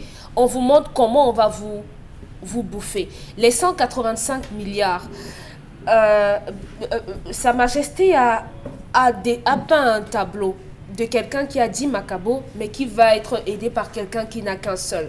Tout ce qu'il faut dire, c'est qu'il prend dans ce que vous avez entre guillemets, pour vous aider, avec ses échéances, avec ses intérêts qu'il fixe lui-même.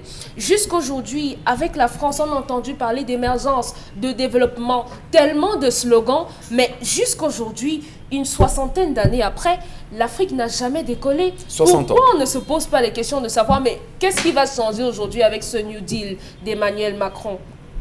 C'est quoi la particularité cette fois-ci? Très bien. Alors, Charles Hamel, peut-être il faudrait reconvoquer les thèmes de la décolonisation française en Afrique. C'est-à-dire notamment le fait qu'on vous impose le franc, le franc CFA, si vous voulez, le franc des colonies françaises d'Afrique, qu'on vous impose la langue française, qu'on vous impose en même temps de vous laisser être géré par la France, qu'on vous impose une armée qui doit être gérée et organisée par la France. Bref, toutes ces clauses-là, sous De Gaulle, toutes ces clauses justement de la décolonisation sont, 60 ans après, jusqu'à aujourd'hui, les freins réels d'une liberté économique du Cameroun, enfin, si vous voulez, du Cameroun des pays d'Afrique. Alors, précisément, qu'est-ce qu'on peut faire aujourd'hui pour en sortir, pour se libérer?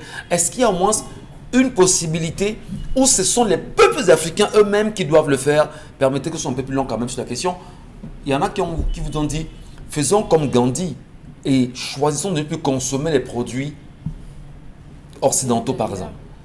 Parce qu'avec Gandhi quand même, on se souvient que pour lui c'était la révolution du sel. C'est la non-violence que l'on prône. Alors on est dans cette logique-là et on se dit, on ne consomme plus rien venant de la France par exemple, sachant que si on ne consomme rien venant de la France, on est certain que les économies françaises vont chuter, quel que soit le type de communication qu'ils feront. C'est un engagement, les peuples africains peuvent prendre conscience, mais pour que ça marche véritablement, M. Mbachou, qu'est-ce qu'on fait? Votre commentaire. M. Michel Ngatiou procédait comme la Chine, se refermer tout simplement et se développer. Lorsque la crise a commencé à frapper la France, lorsqu'elle s'est rendue compte que ça n'allait plus, qu'est-ce qu'ils ont fait? Ils ont procédé à la transposition de leurs multinationales, de ce que vous appelez les entreprises en Afrique. Vous les avez vus à travers, ils ont bien négocié ça. On a commencé le combat avec l'immigration, laisser les gens démonter les trucs. Voilà les gars qui viennent mourir, ils sont tout le temps en train de prendre les bateaux pour venir se débrouiller parce qu'on ne parvient pas à les aider en Afrique. Il faudrait qu'on transpose. On a organisé l'immigration choisie, volontaire, où on vous finançait pour rentrer chez vous. Après, on vient créer des structures chez vous. On commence par vous dire que les produits que vous consommez ne sont pas bien. Pour ceux qui écoutent les radios qui viennent de l'autre côté, les produits africains vraiment ne sont pas bien. On a découvert telle molécule qui occasionne ceci. Vous avez vu les gens qui ont grandi dans l'huile de palme, qui ont mangé le bon héros avec l'huile de palme, qui ont mangé le zon, le terrain, qui ont mangé M. Michel Ngatiou, le sanga, avec les noix pilées, dire ah non, vraiment on a trouvé des cellules, pendant des millénaires. On va consommer des huiles raffinées, on n'est plus dans ça. Vous avez vu, désormais on a abandonné l'huile rouge, on est tombé dans des huiles qu'on dit raffinées, des huiles qui ont moins de X, moins de Y. On a commencé à vous saturer, vous avez commencé à vous éloigner. Quels sont les principes pour perdre le poids? Il faut fuir le plantain, il faut fuir le riz, fuir tout ce qui est les patates, fuir ceci, les féculents. Il faut vous voyez comment on a moulé le cerveau pour vous faire dépendre uniquement de la consommation. L'Afrique est un continent des mendiants. C'est comme quelqu'un, on entend souvent des gens qui ont des belles maisons à Bonabriso, mais qui sortent toquer chez le voisin pour dire, s'il te plaît, tu me donnes les allumettes. Il appelle le boy, s'il te plaît, est-ce que tu peux me donner? Vous voyez, il a la plus belle maison, il a les grosses voitures, mais c'est ça l'Afrique. L'Afrique, tous les chefs d'État africains sont devenus des mendiants, de malheureux mendiants. Des malheureux. Mais regardez l'Éthiopie qu'on vous a présenté il y a quelques années, dans les années 80. Comment on disait que voilà un Éthiopien, on prenait des images.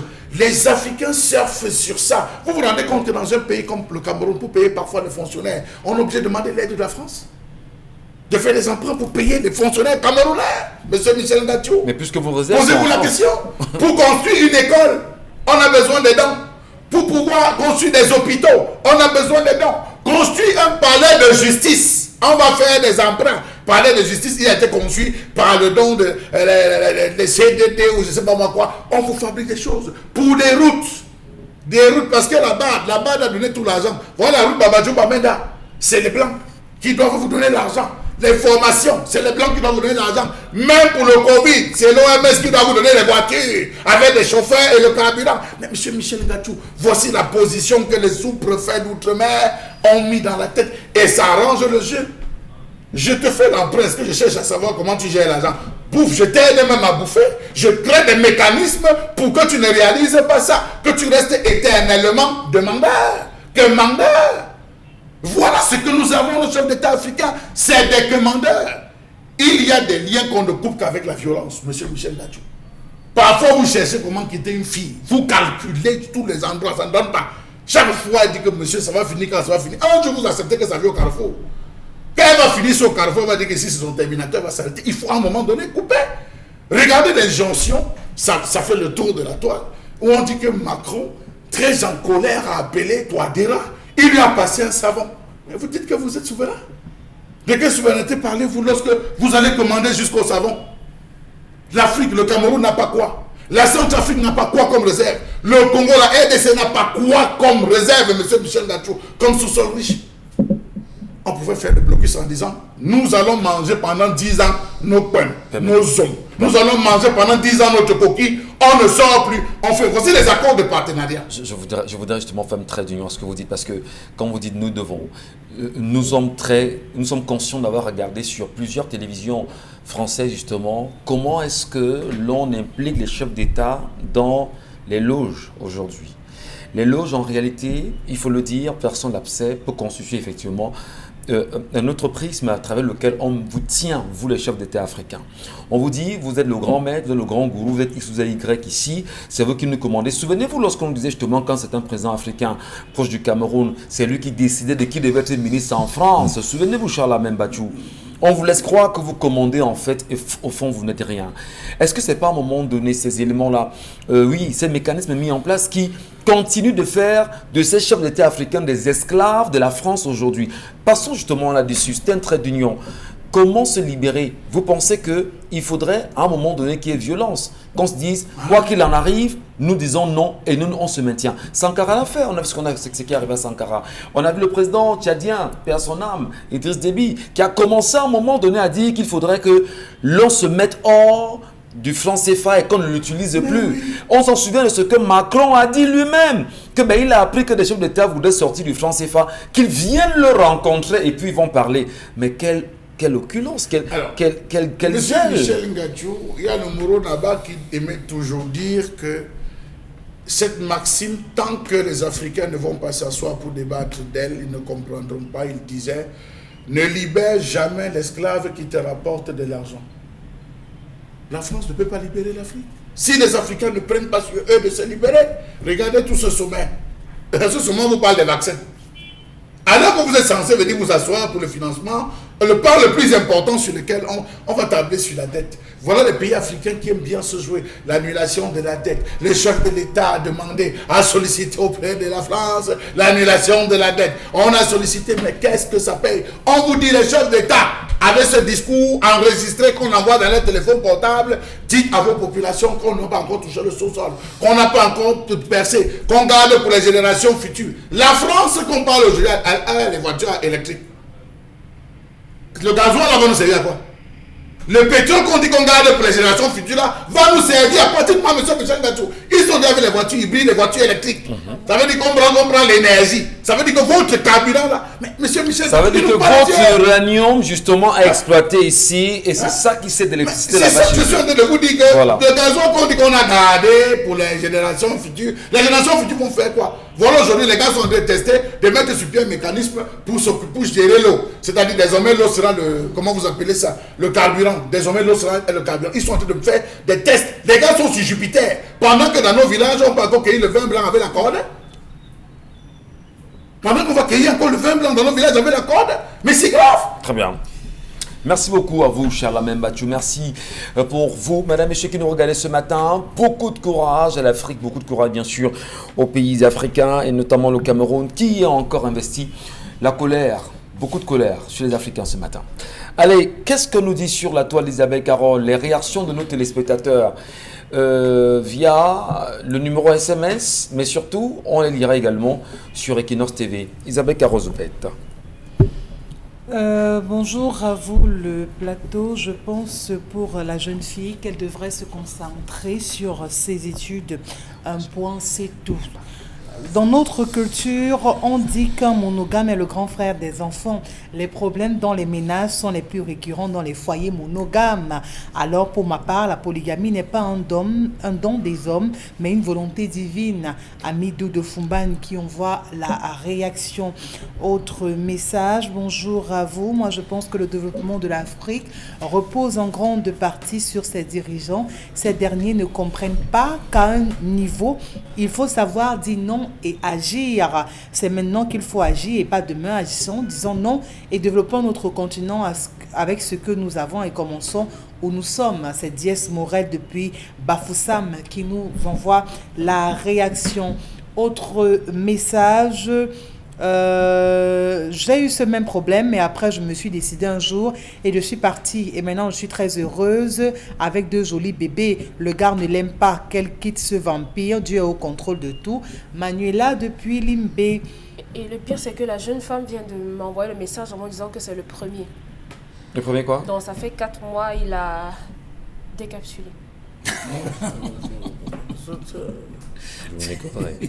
Autre message, la France est un pays pauvre qui tend le franc CFA pour l'éco. Dieu vient nous en aide. Voilà, le message n'est pas signé. Autre réaction, voilà, bonjour à vous. C'est notre président de la République qui est responsable de cette situation malheureuse que nous vivons. Le RDPC veut tout simplement dire rendons définitivement pauvre le Cameroun et les présidents africains ont la place par de leur bien chez eux. Comment couper le lien? Voilà. Des réactions bien sûr sur la page Equinox TV, avec vous également, Dominique Audrey. Que nous disent nos amis téléspectateurs? Oui, Hugues Magne nous dit « Moi, je suis certaine que ce gars parle le mariage pour simplement baisser la petite culotte de la jeunette. » On a Peggy Laurence Défaut qui dit « Ça me rappelle un film nigérian qu'un garçon a promis le mariage à 3 copines uniquement pour pouvoir avoir des relations intimes avec elles. » Il y a Sonia Dupont qui demande aux hommes de pouvoir répondre à l'affirmation de M. Bathiou qui aujourd'hui a libéré la parole et a révélé les secrets sur la polygamie de tous les hommes, du plateau surtout. Vous insistez du plateau. Oui. Y a-t-il des hommes polygames ici? Charlamagne Bathiou est le seul polygame Non, du les hommes du plateau. plateau n'ont pas voulu. Charlamagne l'assume ici, il est le seul homme polygame. Oui. Voilà. Monsieur Michel, vous savez, on dit souvent que pour attaquer la femme, il faut prendre des exemples tout protégés. Vous avez vu, dès qu'on a dit les hommes sur le plateau, elles ont réagi toutes instantanément. On a demandé la parole ici dernièrement pour réagir par rapport aux déclarations de ces femmes. Mais nous sommes touchés. Aujourd'hui, on ne va pas parler maintenant. On veut que les hommes réagissent. Voilà. Allez, on poursuit. Tatiana Clara nous dit « Je suis contre la polygamie, mais ma condition est que la deuxième femme soit prête à doter mon mari. Dans ce cas, je vais faire la liste de la dot. » Marceline Diongan, mon papa était polygame et ça se passait bien. Chez nous, mon papa avait très bien organisé sa polygamie, donc je suis pour la polygamie. On a Tatiana Clara, cette jeune fille est en train de se laisser exploiter par ce garçon. Il lui fait miroiter une éventuelle vie de couple qu'il lui donnera jamais. Il se sert juste d'elle pour son équilibre sexuel. On a également... Bon. Voilà, peut-être il y a tellement de messages en même temps. Et bien, il faut bien sûr le dire que sur la page Equinox TV, vous êtes très nombreux là-bas à laisser des commentaires et vous en profitez même pour poursuivre le débat à votre niveau là-bas. Nous vous saluons humblement et hautement. Allez, Consti Lamine, vous êtes avec nous ce matin à nouveau. Bonjour et bienvenue. Alors, bonjour Michel Gatchou, bonjour tout le monde. Et bonjour à tous les clients du concept Salaka et des magasins 1001 tapis. Pourquoi les magasins 1001 tapis? Une fois de plus, une très bonne nouvelle à l'endroit de tous nos nombreux téléspectateurs qui nous regardent du côté bien sûr de Bonabéry, de Bojanga, de Beaumano, de Souza, de Limbé et bien sûr dans les environs de Douala 4e. Alors dans quelques jours, le magasin 1001 tapis ouvre une nouvelle agence à Douala. C'est du côté bien sûr de la gare routière de Bonabéry, bâti sur plus de 350 mètres carrés. Vous aurez donc l'occasion d'accueillir dans quelques jours la nouvelle agence 1001 tapis de Douala, du côté bien sûr de Bonabéry. Et à l'occasion bien sûr des activités qui marqueront l'ouverture de cette deuxième agence du magasin 1001 tapis. La grande promotion se poursuit tout au long de ce mois de juin du côté bien sûr du magasin 1001 tapis. Et nous allons tout de suite commencer ce matin tout en rappelant à tous nos nombreux téléspectateurs que les premiers clients qui vont se rendre au magasin 1001 tapis d'Aqua auront l'occasion d'acheter un parapluie parce qu'il pleut de plus en plus à Douala. Vous aurez ce parapluie à 150 francs pour les premiers clients à choisir le magasin 1001 tapis, quelle que soit la ville, quel que soit le quartier. Si vous êtes parmi les premières personnes à commander un article au magasin 1001 tapis, vous recevez un parapluie comme celui-ci à 150 francs. Nous allons tout de suite rester toujours dans la nouveauté du magasin 1001 tapis. Ça se vend comme les bouts de pain parce que les gens ont compris qu'on a besoin de la bonne musique à la maison. Les gens ont compris qu'on a besoin d'écouter la radio Equinox, raison pour laquelle le concept Salaka vous permet d'acheter ce baffle musical rechargeable. Il coûte normalement 16 000, mais vous l'avez au magasin 1001 tapis à 13 000 francs. Ce baffle rechargeable prend à la télécommande, ça la radio Equinox, ça vous permet d'écouter une très très bonne musique. Je rappelle que le stock il est très très limité. Nous allons tout de suite démarrer la vente de ce matin tout en rappelant à nos nombreux téléspectateurs que les prix que vous allez voir à la télé sont les prix de promotion, mais dans le cadre de la double réduction, vous les achèterez à moins que ce qui est affiché à la télé. Par exemple, les tapis antidérapants qui coûtent à partir de 16 000, vous les aurez à partir de 15 000 francs. Pour dire tout simplement, le prix que nous montrons à la télé est un prix de promotion. Mais quand on est au magasin 1001 tapis, on vous fait encore une réduction sur le prix que nous affichons du côté bien sûr du magasin 1001 tapis. Après donc, nous allons tout de suite parler des robots mixeurs Double. Le prix de promotion est de 11 500 francs, mais vous l'avez tout au long de cette semaine à 11 000 francs, un robot mixeur Double, véritable double réduction. Au lieu de 11 500 francs, nous vous vendons le robot mixeur neuf dans le carton à 11 000 francs au magasin 1001 tapis. Nous restons toujours dans ce magasin. Un fer à vapeur de 7 000, vous l'achèterez à moins de 7 000 francs au magasin 1001 tapis. Il est à vapeur, il est dans le carton, il est d'origine avec garantie. Vous l'avez à moins de 7 000 du côté bien sûr du magasin 1001 tapis. Les régulateurs de tension numérique qui coûtent d'habitude à partir de 15 000 francs, mais vous les avez tout au long de cette semaine à moins de 15 000 francs du côté bien sûr du magasin 1001 tapis, c'est à Douala au Cameroun. On parle également de plus en plus des laptops Core d'audio. Il a 320 Go de disque dur, 2 Go de RAM, lecteur et graveur DVD, webcam. Vous l'achèterez à moins de 90 000 francs. Retenez tout simplement que la phrase commerciale, c'est moins du prix affiché au magasin 1001 tapis. Nous restons tout... Oh là là, regardez bien sûr la beauté, le bijou du concept Salaka, la nouveauté du concept Salaka, baffle musical rechargeable avec sortie radio, Bluetooth, USB et porte-micro, sans oublier que ça, la télécommande au lieu de 16 000 francs, nous vous vendons ce baffle musical rechargeable à 13 000 francs. Oui, 13 000 francs, baffle musical rechargeable. Des rallonges d'origine 6 sorties, au lieu de 5 500 francs, vous les acheterez à 5 000 du côté bien sûr du magasin 1001 tapis, c'est à Douala au Cameroun. Le détendeur intelligent IGT, le prix est de 12 000, mais nous vous permettons d'acheter ce détendeur intelligent à moins de 12 000 francs au magasin 1001 tapis. Je rappelle que le stock est en train de s'épuiser. Les grands robots mixeurs 2 bols. Regardez la présentation physique de ce robot mixeur. Le bol à eau à 6 lames, le bol à sec à 4 lames.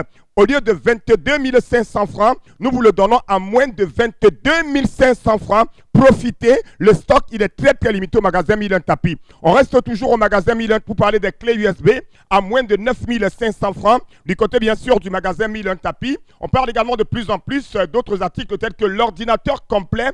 Au lieu de 67 500, nous vous le donnons à moins de 67 500. Un ordinateur en tour, écran plat 20 pouces au magasin 1001 tapis. Le grand fer à vapeur à moins de 13 000 au magasin 1001 tapis, c'est à Douala, du côté bien sûr d'Aqua. Les régulateurs de tension numérique à moins de 15 000. La sécurité des appareils, la garantie des appareils, c'est avec le concept Salaka. Nous restons toujours pour rappeler que vous avez des baffles de musique à moins de 16 000 francs, des ordinateurs complets, des robots mixeurs, des détendeurs intelligents et bien sûr tous ces articles-là s'arrachent au magasin 1001 tapis.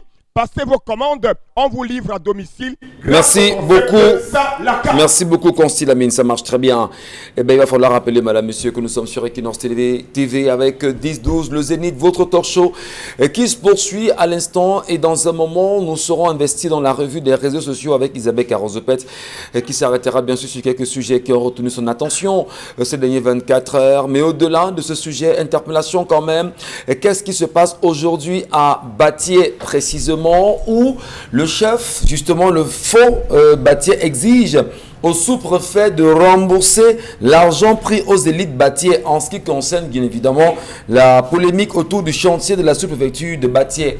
Alors, dire que de ce côté, il y aurait eu justement de l'argent que le sous-préfet aurait pris aux autorités, du moins aux élites de la localité, et le chef justement de cette communauté, à en croire le journal Ouest Éco ce matin, qui demande bien évidemment à ce dernier de revenir verser l'argent qu'il a pris aux élites de Batié pour la construction du sous-préfet, de la sous-préfecture de cette localité. Mais vous en riez. Vous en riez. Oui, d'accord. Qui doit construire la sous-préfecture? Mais c'est l'État en réalité qui devait construire la sous-préfecture. Donc le sous-préfet a profité pour se faire un peu de... Parce que quand le chef quand même demande de venir ramasser l'argent, ça veut dire... Il est allé sur la base que ce n'est pas pour nous. Nous on passe. C'est comme l'église là. C'est pour vous. La paroisse qu'on construit, c'est pour ça vous. même. Ça va rester chez vous, ça ne partira jamais. Est-ce que nous on va amener vraiment contribuer pour la construction? Et on a contribué pour la construction. Ça va rester, c'est incroyable. Demain, on va avoir le terre, je vais partir. L'État n'a pas d'argent, aidez-nous à construire. Merci voilà beaucoup. Lancé, monsieur Michel. Ah, c'est bien le Cameroun. Hein. Il y a des sujets quand même assez... Allez, on va bien sûr le dire. En ce qui concerne le retour de Laurent Gbagbo en Côte d'Ivoire, madame, messieurs, c'est certainement demain, si tout se passe bien. On nous fait savoir que le ministre de la Réconciliation et de la Cohésion nationale, monsieur Kouadio Konan-Bertin, dit qu'Akabe échangera bien sûr aujourd'hui, mercredi 2 juin 2021, à 15h avec le FPI Pro, Gbagbo, effectivement, à son siège à la Riviera 3. Eh bien, la question évidente est de savoir, aujourd'hui en Côte d'Ivoire, il y en a qui veulent que Laurent Gbagbo rentre sans faire de bruit. Et il y en a qui pensent que Laurent Gbagbo, en tant qu'ancien président, doit rentrer et doit être normalement accueilli par ses populations. Mais ça fait débat. Il y en a qui pensent qu'il ne devait pas rentrer avec un tambour battant et voilà. Mais Laurent Gbagbo demande aux populations, d'ailleurs à travers un tweet qu'il a fait hier, tenez-vous prêts, justement. Comme pour dire que j'arrive. Voilà. Merci à vous. Isabelle Carozepet, la revue des réseaux sociaux.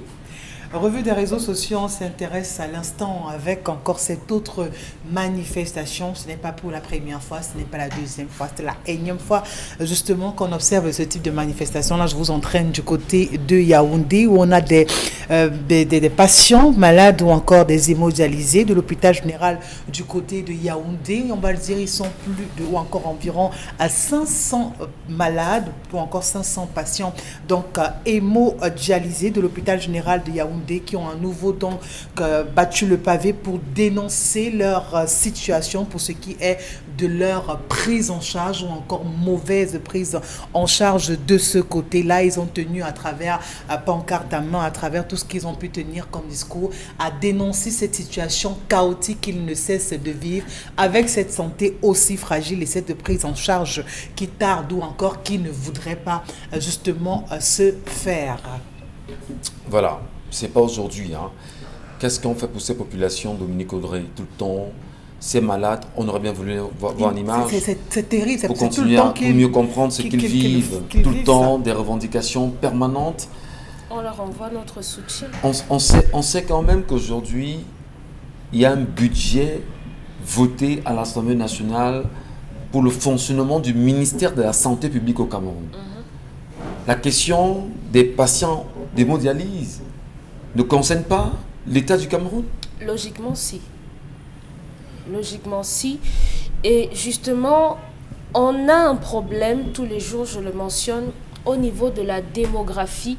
Il est important qu'on répertorie dans nos différentes localités le nombre de malades souffrant de cette pathologie-là. Je crois que si on avait un système de santé informatisé, on aurait pu avoir dans des machines le listing complet du nombre de malades qui devaient subir cette hémodialyse. Et par analogie, par conséquent, on aurait pu prévoir le nombre de kits nécessaires, aller même pas jusqu'à prévoir le nombre de kits pour ne pas avoir des pénuries et avoir des gens comme ça qui sortent dans la rue. Monsieur Mbachou, Charles Hamel, à plusieurs reprises ici, nous a laissé entendre qu'on a une certaine caste de notre société qui s'amuse à prendre des produits qui sont destinés à la population en grande quantité. Parce qu'on peut accepter qu'ils soient malades et qu'ils en aient besoin, mais qu'ils ne prennent pas tout. Malheureusement, on est obligé de se dire peut-être qu'ils ont finalement tout pris pour les leurs et pour leur famille, qu'ils stockent chez eux. Et on a ces pauvres citoyens qui n'ont personne, qui ne sont personne et qui ne connaissent personne, qui sont obligés de s'asseoir comme ça dans la rue. Donc moi, je leur dis de rester là-bas. Est-ce que le Cameroun ne fait pas un peu peur quand même, Ben Mondunju, encore aujourd'hui, avec la question de ces malades qui sont abandonnés? On parle quand même de dialyse. Vous imaginez les coûts, vous imaginez que le Cameroun soit en manque de kits et que l'on ne s'en préoccupe presque plus et que tous les regards soient focalisés sur Covid. Heureusement que le scandale a dégénéré. Peut-être on prendra encore peut-être soin de cette fois-ci. Je veux parler comme un humoriste qui avait dit Arankaba. Donc ça donne l'argent. Donc là où ça donne de l'argent, on est concentré. Covid, en quelques mois, ça produit beaucoup d'argent. Mais même avant Covid, ces gens souffraient. Voilà, je veux simplement dire aujourd'hui, tout est focalisé sur le Covid. Comme si d'autres maladies avaient subitement disparu. Dans le ministère de la Santé, tout un gouvernement ne parlait que de Covid. On a oublié tout le reste. Je pense que cette affaire des patients d'hémodialyse, c'est pas seulement aujourd'hui on parle de Yaoundé. On l'a vécu ici à Douala, dans d'autres coins du pays. Bien sûr. Vous pensez que Dominique parlait des répertoriés, ils savent tout ça. Vous pensez qu'au ministère de la Santé, on ne le sait pas? Quand on vous dit que les hôpitaux n'ont pas de plateau technique, il manque d'oxygène ici, il manque de kits ici, ils le savent. Mais il fait une tournée, non? Actuellement. Ils le savent. Le ministre de la Santé, quand il est arrivé, on a tous applaudi parce qu'il faisait des visites inopinées dans les hôpitaux. Il visitait des hôpitaux, les centres de santé pour voir ce qui n'allait pas, essayer de recenser ce qui n'allait pas pour mettre tout à flot. Mais là, du coup, avec le Covid, tout est arrêté, tout est aux arrêts. On est concentré sur le Covid. Voilà les gens qui risquent de mourir. Malheureusement. Mais moi, je dis, je préfère qu'il meure là-bas en route que d'aller à la maison mourir. À un moment donné, il faut dire, on meurt ici.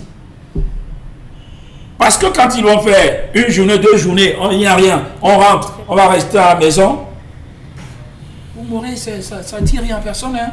Ils ne sont même pas au courant de vous. Mais passez le temps là-bas. Charles Hamel, Monsieur Michel Gatchou, c'est pas aujourd'hui, ce n'est plus nouveau. Mais on en parle parce que ça devient récurrent, ça devient même à la limite énervant. Pourquoi est-ce qu'on peut mépriser autant les Camerounais? vous avez déjà eu tous les vaccins du BCG? Voilà. Vous avez eu les vaccins anti-rabiques, la rage? Vous avez déjà eu? Non. Attendez, donc vous allez voir les proportions des personnes mordues par des chiens. Vous allez les voir dans les rues en train d'aboyer, vous comprendrez peut-être de quoi je parle. Le Cameroun est dans une situation sanitaire très compliquée. Voilà les États-Unis qui, à travers un partenariat, sont en train de financer, d'aider le Cameroun à hauteur de 54 milliards de francs CFA pour la lutte contre le paludisme et le VIH-Sida.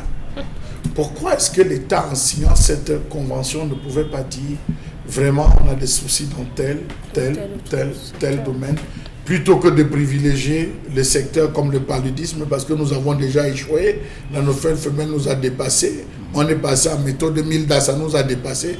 Vraiment, gardons le sida et travaillons sur les kits. Les kits. Oui. Pourquoi est-ce que l'État du Cameroun, aujourd'hui, à l'heure où je vous parle, on est en train d'inaugurer les hôpitaux de référence, et je vais vous dire que ces inaugurations vont tourner dans les 50 millions, M. Michel Gatchou, mobiliser le staff, les missions, c'est tous les ministères qui se déplacent. Si cet argent aurait pu servir à importer, comme on a réussi à importer 5 millions de chloroquine et d'azithromycine, on pouvait aussi importer ces kits de ce côté de l'Inde, masqués même comme ils ont fait pour pouvoir soigner. avec en phase de péremption. Voilà. Et vous voyez, on se retrouve, on est dans une gouvernance à tâtons. On ne sait pas là où on va. C'est en fonction du manque qu'on a. J'appelle ça budget des mouvements d'humeur. C'est en fonction de chaque mouvement d'humeur qu'on dit, hey, c'était fini. On vous promet la semaine prochaine, vous aurez. On commande. C'est là où il faut attendre. Quand ça arrive, on dit, hey, il y a ce d'ici-là qui sort. Hey, vous aussi, c'était fini, d'accord. On vous fait les promesses sur instruction du chef de l'État. La commande a été passée. On apprend de l'autre côté. Voilà comment on fonctionne. Alors qu'un pays normal devrait avoir ce qu'on appelle les stocks de sécurité. Lorsque les stocks de sécurité, les responsables en charge de ces stocks devraient déjà lancer l'alerte. Il faut passer les commandes. Mais comme il faut remplir les poches, voilà ce vers quoi. Ça fait 4 ans aujourd'hui où, de manière récurrente, tous les 3 mois, tous les 6 mois, il y a un mouvement d'humeur pour ces différentes personnes. Je dis 4 ans d'affilée où on n'a pas passé 3 mois, 6 mois sans mouvement d'humeur pour ceux qui démondialisent. Merci infiniment, Charles Hamel. Autre sujet avec vous ce matin, Isabelle Carrozopet, vous avez choisi de nous les renvoyer. Oui, autre sujet, ce matin, on parle quand même de cet acte de racisme qui fait le tour sur la toile, où plus d'un s'identifier, où plus d'un Camerounais ou encore Africain se retrouve encore, s'indigne de cette façon, encore à cette heure, à cette allure, encore à cette année, de pouvoir vivre ce genre de scène. Ça, il faut bien le président, c'est une agression non raciste d'un livreur du côté donc de la Cergy. L'auteur présumé de l'acte, ça il faut déjà le dire, a été placé en garde à vue et l'homme est soupçonné, ça il faut le dire, d'avoir donc agressé un livreur de ce côté-là et proféré des insultes racistes. Ça également, il faut le préciser. Sur la vidéo, quand vraiment les images sont extrêmement choquantes, c'est la raison pour laquelle on vous épargne de cela, parce que ça il faut le voir, au-delà d'insulter, il ne fait également que rouer des coups de poing et aussi justement d'affirmer des propos justement très très déplacés. Pendant 800 ans, on vous a vendu comme du bétail. Ce sont là quelques propos justement qu'on a donc espèce de négresse, espèce de sale noire, d'ajouter bien d'autres propos aussi bien déplacés pour rappeler comme quoi vous n'avez pas votre place au milieu des personnes qui ont la peau blanche. Vous n'avez pas votre place ici. Vous êtes africain, vous êtes noir, vous devez rester dans votre continent. Des propos que plus d'un ont condamné sur les réseaux sociaux. Il ne sait jusqu'ici de condamner condamné. Une enquête a bel et bien été ouverte. Le restaurant devant lequel cela s'est produit, également une enquête ou encore des éléments de force de l'ordre ont fait éruption de ce côté. Il y a également eu des personnes qui se sont regroupées en masse devant ce restaurant pour dire non, on ne veut plus jamais vivre cela. Mais au-delà de l'information que vous présentez ce matin, il faut dire que le présumé a été arrêté hier par la police à bord de son véhicule et a été bien sûr conduit dans un commissariat pour être entendu pour ses propos racistes-là. Et on s'en souvient encore de ce qui a créé un tollé à travers la planète aux États-Unis. Souvenez-vous, Charles Hamel, ce policier qui avait choisi de tuer délibérément Derek quelque chose comme ça, George Floyd en mettant un genou sur son cou, et qu'on se rend finalement compte que ça n'avait rien à voir avec l'assignation à laquelle il a été fait ce jour-là, mais c'était beaucoup plus un acte raciste et qui a conduit à la mort ces derniers. Est-ce qu'on ne peut pas se dire aujourd'hui que les communautés afro qui nous regardent aujourd'hui, qui sont en France, qui sont dans des pays étrangers, devraient se méfier véritablement, alors qu'on sait que la question du racisme appelle à l'humanité. On est dans un village communautaire aujourd'hui. Pourquoi ces différences-là, Charles Hamel Bathiou? Pourquoi toujours remettre aux yeux de l'Africain le fait qu'on le laisse croire qu'il est un esclave, alors que l'Africain ne l'est pas? Je crois que M. Michel Ngathou, c'est une interpellation à l'endroit des sociologues, une interpellation à l'endroit des psychologues, une interpellation à l'endroit de tous ceux-là qui nous produisent des livres. Quand peut-être avec un titre que je peux peut-être leur proposer, quand le racisme ou le tribalisme aide le pouvoir, aide le politique. Parce que sur le fond, vous allez vous rendre compte que ces actes surviennent à un moment où il y a un moment précis. Observez que ce soit en France et tout, il y a une scène, il y a un ensemble de choses où vous entendez, on dit, mais nous, vous souffrez comme ça, on souffre comme ça en France. Et vous savez que l'une qui est habituée généralement à avoir ce genre de pic, c'était Marine Le Pen pour le cas de France, que nous souffrons ainsi parce qu'il y a trop d'immigrés, chez nous, on ne peut pas s'en sortir, on peut pas, vous avez trop. On explose à côté de cela. Vous avez vu toutes ces différentes mesures. On a commencé par l'interdiction de la polygamie. Vous avez vu que dans certains immeubles, ça a commencé à bouillir. C'est même les Blancs qui allaient dénoncer. Vous voyez que ça aide le politique partout. Le cas du Cameroun, on vous parle d'un tribalisme véritablement politique. On dit le tribalisme d'État. Oui, le tribalisme d'État. Au Cameroun. Donc il faut dire que c'est quelque chose qu'on Quand vous dites que les populations ne sont pas tribalistes parce qu'elles vivent en communauté, mais l'État fait tout pour vous laisser croire ça que aide les politiques, ça aide les politiques dans leur gestion, ça les aide dans leur gestion. Donc on monte lorsqu'il y a un cas comme celui-là, on voit toutes les différentes communautés qui s'affrontent, ça crée une déflagration. Le sujet pour lequel les yeux étaient en train de regarder, c'est une affaire concrète dans l'affaire, et aussitôt ça passe. Donc je crois que le peuple devait être beaucoup plus regardant, que ce soit en Europe, que ce soit en Afrique. Vraiment, le vivre ensemble, le bas peuple, on le connaît. C'est désagréable, on va faire des procès et des procès et des procès, mais ça ne pourra pas laver aussi tous ces injures, cette humiliation que les uns et les autres subissent. On veut quand même, au-delà de tout, Isabelle Carozo-Pène, au-delà de ce qui a été dit, vous nous le dites en 30 secondes, il faudrait peut-être protéger les populations afro, les peuples africains, qui se sentent pour la plupart victimes de ces agressions-là aujourd'hui. Je crois qu'il faut formater les consciences, il faut justement mettre de nouvelles choses, il faut justement faire comprendre que ce n'est qu'une couleur de peau, et on ne devrait plus être à ce stade-là, parce qu'aujourd'hui, on gagnerait à pouvoir unir les forces plutôt qu'à créer encore ce genre de dispersion, parce que qu'on le veut ou non, l'Afrique également a un apport pour ces pays justement étrangers, c'est-à-dire qu'on gagnerait à pouvoir être main dans la main, à créer un certain équilibre dans ces relations. Imaginez, on a tellement de personnes qui vivent de ce côté, qui vivent dans ces pays où des gens ont la peau blanche, mais c'est pas pour autant qu'on devrait se retrouver marginalisé, où on devrait vivre des scènes de racisme, où on devrait tout le temps être rappelé comme quand on a la peau noire. Avoir la peau noire, c'est un crime? Ou est-ce qu'on demande à être né blanc ou encore à être né noir? Encore qu'il y a ces anthropologues qui disent simplement que Dieu est dans le noir. Le noir peut faire des enfants blancs. Le noir peut faire des enfants blancs, mais le blanc ne fera jamais d'enfants noirs. Voilà, il faut le rappeler. Allez, justement, Bébé Ndjouaka, c'est une scène, c'est pas la première fois, hein, c'est des scènes qui sont permanemment représentées, existantes, surtout chez eux là-bas en Occident, que ce soit en France ou en Italie ou aux États-Unis. Le racisme, est-ce qu'il y aura une fin pour ça? Vous y croyez-vous? Non. Tant que c'est entretenu par les politiques, comme disait Charles Hamel, ça ne finira pas. Parce que c'est entretenu, c'est fait à dessein. On l'a vu, que ce soit dans le sport, dans plusieurs domaines. On parle de racisme. Et avec ce qui se passe maintenant, où certains peuples veulent se réveiller, veulent revendiquer leurs droits, ok, on comprend bien que ça gêne certaines politiques, ça gêne certains États. Et c'est entretenu, c'est fait à dessein. Oui, mais c'est entretenu, c'est fait à dessein. Ça veut dire exactement que le politique se sert d'un acte de racisme pour amplifier, on va dire son positionnement avec les Africains. Pour dire, ben non, nous vous acceptons ici et tout. Bon, vraiment, quand vous commencez à ouvrir les yeux sur la dette africaine, là, laissez ça, revenons justement à un équilibre pour vous montrer qu'on vit ensemble. On s'entend très bien. C'est forcément ce qu'il faut. Vous allez en Italie, c'est pareil. Renzi, qu'est-ce qu'il dit, lui? Matteo Renzi? Matteo Renzi, il dit, les Africains, ils viennent parce que vous les entretenez mal, vous pillez chez eux, vous exploitez chez eux. Ils viennent nous asphyxier ici. Et les Africains, on applaudit, on dit, oui, c'est effectivement.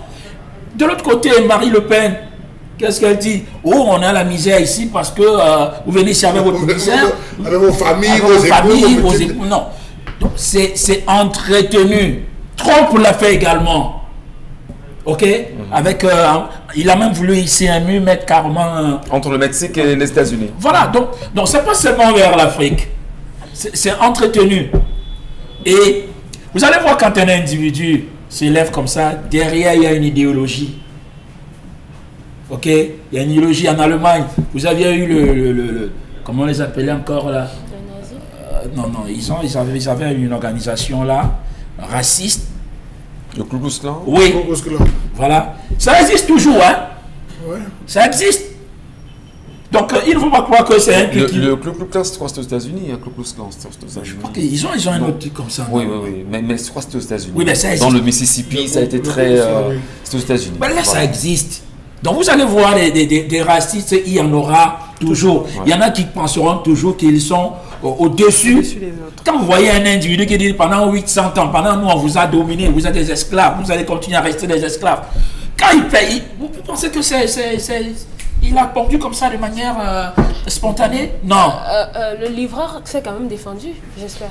Le livreur s'est défendu, justement, Dominique Audrey. Les images, c'est vrai, on peut pas les présenter à la télévision parce que c'est une agressivité quand même, notre pareil. Oui. Il bagarre justement avec des Français à la peau blanche, notamment des Algériens. C'est ce qui est surprenant. C'est un Algérien qui choisit justement, choisissent de se battre entre eux et frappe durement cet Africain qui n'est qu'un livreur. Il arrive dans un restaurant au moment où on est en train de fermer le restaurant, demande à avoir à manger, on lui fait savoir justement qu'on est pratiquement à la rupture. Le livreur vient faire ses recouvrements et puis il lui demande de baisser la musique de son casque. Il lui dit ben d'accord, il n'y a pas de souci, il baisse. Et lui, l'Algérien, estime que c'est pas suffisant et commence avec les coups de poing.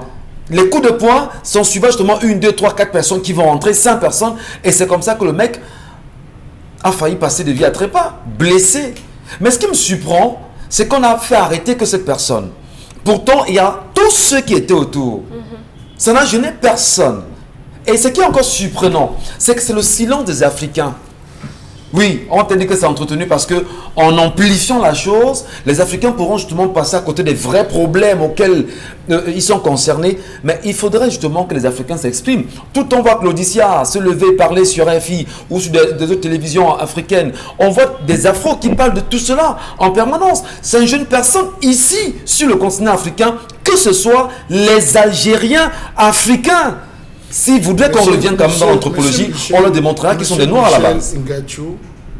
Il y a à peine 1 an, 4 mois, qu'une jeune fille dans un magasin ici tenu par des expatriés se plaignait qu'on a eu à cracher sur elle. Ce jour, on avait eu à faire des photos.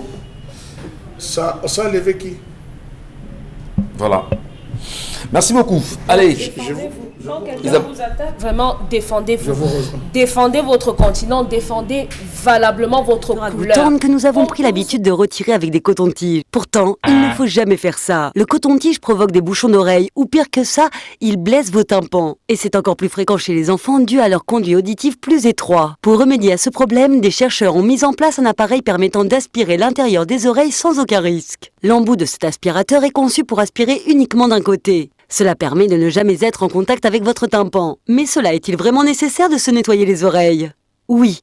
Les médecins recommandent un nettoyage d'oreilles par semaine. Il existe certains moyens de les nettoyer, mais ils sont souvent trop coûteux et prennent énormément de temps. C'est donc pour cela que le Earlys Up a été conçu. Car il est sans aucun risque, rapide, moins cher que toutes les autres méthodes, mais surtout il nettoie à 95% vos oreilles, contrairement aux autres méthodes qui nettoient au maximum 60%. Pour utiliser le Earlys Up, rien de plus simple. Allumez l'appareil et entrez délicatement le tuyau dans votre oreille ou celle de votre enfant. Faites ensuite tourner lentement le Earlys Up pour ainsi aspirer tous les déchets du conduit auditif. Il est recommandé de faire cette manipulation pendant 10 à 20 secondes par oreille. Sachez que chaque jour, plus de 200 personnes sont hospitalisées à cause des cotons-tiges. Ils provoquent souvent des bouchons de coton et de cérumen, mais le plus grand danger reste le dégât au niveau des tympans qui provoque souvent des pertes de l'audition. Le cérumen, c'est cette Consilamine, cirque... tout est dit là, finalement. Ça y a tout a été dit dans le spot, donc ça montre déjà la crédibilité, la garantie et la qualité de cet appareil que je tiens entre mes mains. C'est le même appareil qui a été présenté dans ce spot. Les parents ont vu, les adolescents ont vu, les personnes du troisième âge ont vu. Alors ce qu'il vous reste à faire pour l'instant, c'est de vous rendre du côté bien sûr du magasin 1001 tapis, c'est à Douala au Cameroun. Ceux qui ne sont pas dans la ville de Douala, vous pouvez tout simplement appeler à travers les numéros de téléphone du concept Salaka et commander votre appareil qui vous permet de nettoyer délicatement vos oreilles. Il est moins encombrant, il se range partout, que ce soit dans son porte-monnaie, dans sa mallette, dans son tiroir et même dans sa poche. On peut garder son Earlys Up qui est un appareil qui se veut personnel. Donc un Earlys Up, c'est pour un utilisateur. Voilà comment il se présente. C'est un appareil qui sort dans un coffret. Alors on l'allume par ici, on met la pile à l'intérieur du Earlys Up, on appuie l'attaque. Une fois qu'on a appuyé, qu'est-ce qu'on fait? On envoie à l'intérieur de l'oreille de cette façon et il va aspirer la saleté au fur et à mesure, tout ceci pendant 10 à 15 secondes. Alors qui peut l'utiliser? Les bébés, les adolescents, bref, tout le monde peut utiliser cet appareil qui permet de nettoyer délicatement les oreilles. Il s'appelle le Earlys Up et on l'appelle en anglais et en français by Constilamine, appareil pour nettoyer oreilles. You want nettoyer your oreille. You want nettoyer your oreille, just come for magasin 1001 tapis. En tech, il y a appareil pour nettoyer oreille. Le prix est de 7500 francs, mais dans le cadre de la vulgarisation de cet appareil, vous achetez un Earlys Up, on vous donne le deuxième gratuitement. Un appareil acheté, le deuxième vous est offert gratuitement. Alors c'est une réalité commerciale du côté bien sûr du magasin 1001 tapis. Achetez un Earlys Up et recevez le deuxième gratuitement. Les numéros de téléphone, vous les avez. Les mêmes numéros de téléphone vous permettent de commander les autres articles du magasin 1001 tapis. Pour le compte de ce mercredi, on a eu 2 communications. La première communication était sur l'électroménager, les ordinateurs et les robots mixeurs. La seconde communication, c'est sur cet appareil qui vous permet de nettoyer délicatement les oreilles. Un appareil acheté. Le second vous est offert gratuitement. Ne l'oubliez pas, plus besoin d'utiliser les cotons-tiges, les brindilles de balai, les stylos. Vous avez enfin la solution grâce au concept Salaka, appareil pour nettoyer oreilles. You buy one, then give you two. Ça s'appelle opération Buy One Take Two avec le concept Salaka, uniquement valable sur le Earlys Up, appareil pour nettoyer oreilles. Voilà, merci. Et il faut rappeler que c'est le néologisme de Constilamine pour vendre en réalité. Donc voilà, ça n'existe nulle part. Mais ça, ce sont les créations de Constilamine. Merci à vous. Allez, madame, monsieur, passez une très bonne journée à la suite des programmes de Kinox Télévision. Rendez-vous demain lorsqu'il sera 10h avec 10-12, le Zénith.